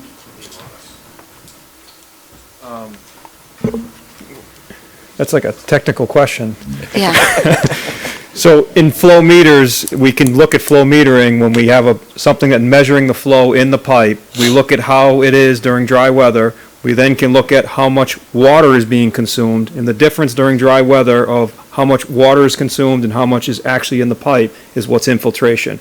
Another way to look at it is in the middle of the night when you have less users, you can take a certain percentage of the flow in the middle of the night and say 80% of that flow or somewhere in that ballpark is infiltration. So that's how we get to infiltration. Inflow is when it rains, and you look at that meter data, and it's going to spike way up. So everything that spikes up from where it was before it rained, including the sewer flow and the groundwater, is everything that comes in from inflow. And inflow is what comes in typically from catch basin brooks, sump pumps, roof leaders, foundation drains, and whatnot. And so my next question was, with the measurements that you did prior to, some of them were prior to 4 Mile, and can you see what the difference is in the delta when you do that kind of? Yes. Yes, so when we did the pilot study, speaking specifically about 4 Mile, we reduced the flow in 4 Mile. So we actually only rehabbed 8% of the area of the upstream area that discharges to that point. We rehabbed 8% of the area, but we removed 25% of the flow that was coming from that area by targeting that 8%. So we absolutely were able to see how effective we were. And then when we did the pilot study, we looked at a number of different options, whether it was just sewer lining with laterals, sewer lining with taking out private connections. And off the top of my head, when we did just sewer lining, we got out about 10%. When we did sewer lining plus laterals, we got out about 30%, and when we did sewer lining plus laterals and took out the private connections, we got 50 to 70% of the flow out of the system. Okay, and my last question, if I don't know, does anybody else have? I just was wondering about the discussion that we had before about low-income users. We have 8% at poverty rate. We actually have a significant that's right above that poverty rate, more so than other communities. So is there, we've talked about a low-income rate, so there's consistency between towns, because we actually are paying 50% more, from 16 to 24% more on the ad valorem. Individuals are paying differently because it all depends on your property value. But and rentals are paid by the homeowner, which is pass-through rent. So depending on what kind of rental dynamic you are, is different. But So yes, this has been a long discussion at the national level at NACWA. NACWA, not only did they have been talking about integrated planning, they've also been talking about affordability. And one of the biggest problems with affordability calculation, they tell us how we have to do this, right? Is we would say, and everybody in the country would say, we've got West Hartford and we got Hartford. It's not fair to have to lump them all in and say that the median household income average for 8 towns is X, the 2%. So we've been fighting with EPA nationally about that issue. And the other issue, to your point, is trying to get, just like ad valorem, having a method to charge people at low income. The EPA has yet to approve that. It's been part of the discussion and was part of the legislative discussion with the integrated plan, but hasn't been approved. So we can't create by EPA standards. We either have to have a sewer user charge or we have to have an ad valorem charge. We cannot by ourselves create some structure that would involve a low income rate for at whatever but a sewer user charge could trigger a low income rate. A sewer user charge would be everybody pay the same. There is a way. There's not a way to have a low-income rate in a sewer charge? Not for EPA standards, no. And it would not be approved. We've been arguing this issue for decades with EPA. So sewer user charge or ad valorem. If you pay a sewer user charge, it's just like the clean water project, it's just like your water rate. Everybody pays the same rate. You discharge 1 gallon of water to the sewer system, you pay X for the sewer. So our clean water project, the EPA suggests that 2% of the median household income is how much that a resident can afford for their sewer bill. And so instead, what Scott was getting at was Sewer, sewer. different than water. Different than water. If you do sewer and water together, it's 4%. So if you're just looking at sewer, they're saying 2% of the median household income is what a resident can afford. If we looked at all of the 8-member towns as one, we'd have some, that would mean that we would be spending a lot more. We actually looked specifically only at Hartford, whose median household income was around $32,000, to set the program. So Hartford reaches 2% with what we're presenting. And then we looked at the lowest 2 quartiles, so the lowest 50% of Hartford, which is closer to, like Scott was saying, 25,000. Their median household income percentage gets closer to 3%. And one of the comments that DEEP had was that, they didn't want to consider that because they're only going to consider the town as a whole. And we insisted on keeping it in the report because there are poorer portions of the town that are actually getting far more burden than the average of the city of Hartford, and it's the same for West Hartford. But if we had done the plan on, say, West Hartford's median household income, because right now with the plan we're proposing, it's closer to, I think, around 1% maybe for the median household income for West Hartford is where we peak out at, whereas Hartford's 2%. Okay. Anything else? I will ask one more question. There is the history of people not being necessarily understanding what they were deciding, not wanting to spend money because they didn't understand, I think, the long-term impact. And even today, with major decisions we need to make, I should say, it's my judgment, I believe that our residents are too far away from everything that's going on because of the ad valorem. They don't see, those decisions are made by us and not by everybody. And you see it on the water side. You see the interest and but you don't see it on the sewer side because it's diluted and it's hidden, and people don't understand. So, I've talked about with the town manager, is there a way for that to be more transparent to our residents, where they can understand that there are 2 mills in their property taxes are for sewer? And that was to your point, Ms. Mayor, that was exactly what we're trying to do with this new study, the cost of service study, so we can be able to say to our towns, it is the most difficult thing to explain to a customer what ad valorem is. It's very difficult. And when we added the sewer user customer service charge on the water bill, in part, one, it reduced the ad valorem equivalent, so we raised $7 million a year on that, and we reduced ad valorem by $7 million. But it also gave us the ability to educate our customer on what most of our customers. When I did in 2012, when we were doing the surveys with the community, most people didn't even know we were a sewer company. And you're absolutely right. So we're trying to educate people through our new videos, through our water bill. We want to be able to come back. East Hartford had a very good point. We do our ad valorem. We approve the bill. We approve the budget. We're expecting our town managers or our town finance people to go back and educate the councils. But it's such a complicated issue that we think that we need to come back to our towns, have public hearings, and explain the budget in detail every year, not just give the percentage and here's your share. I will add to that, though, that user, what did you say, the cost study, what it was that the sewer? Yeah, No, you said the next, it was the actual use. Cost of service? Cost of service, right. Cost of service. Sorry, it's been a long night. And it's like, what? That is going to change, as like I said before, as hopefully we continue to invest in stormwater, as you invest in stormwater, that's going to change. So it's not something that's static.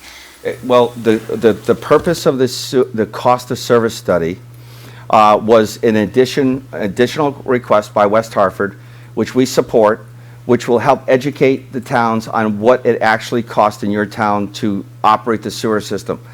If the towns decide to develop a cost of service ad valorem, then that would be the next decision. We're only doing this to really to show here's what ad valorem is, and here's what it actually costs to operate the sewer system in your town, and to show the comparison versus water consumption versus actual cost.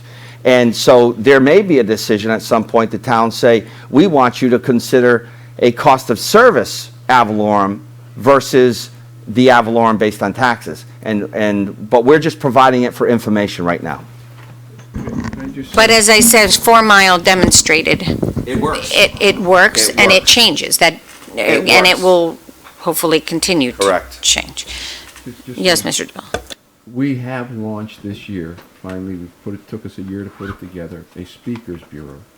The commissioners, staff, and people will go out to business entities, towns, cities, and discuss this issue, all the issues we have. They're on our website, but we're out now soliciting these people to extend the message, to get that out. That's something new that we launched in January, the Speakers Bureau. Our commissioners, it's our staff and everybody else meeting with community groups and things of that nature. Okay, thank you. Any more questions, comments? All right, I will say it's complicated, and we do treasure the value of the water that we have and the service that you've provided. I always think that, saying that we've done something this way and we need to continue is not the right way to go, and that we need to do models that are appropriate for the future so we can compete and not hurt economic development in all our 8-member towns. So I appreciate your thoughtfulness and you coming, and we will have a discussion among ourselves and hopefully come up with some action out of our council soon. Great. Thank you. Thank Okay. you very All much. right. With that, I'll make a motion to adjourn. Second. Motion's been made and seconded. All those in favor? Aye. All those opposed? Motion carries.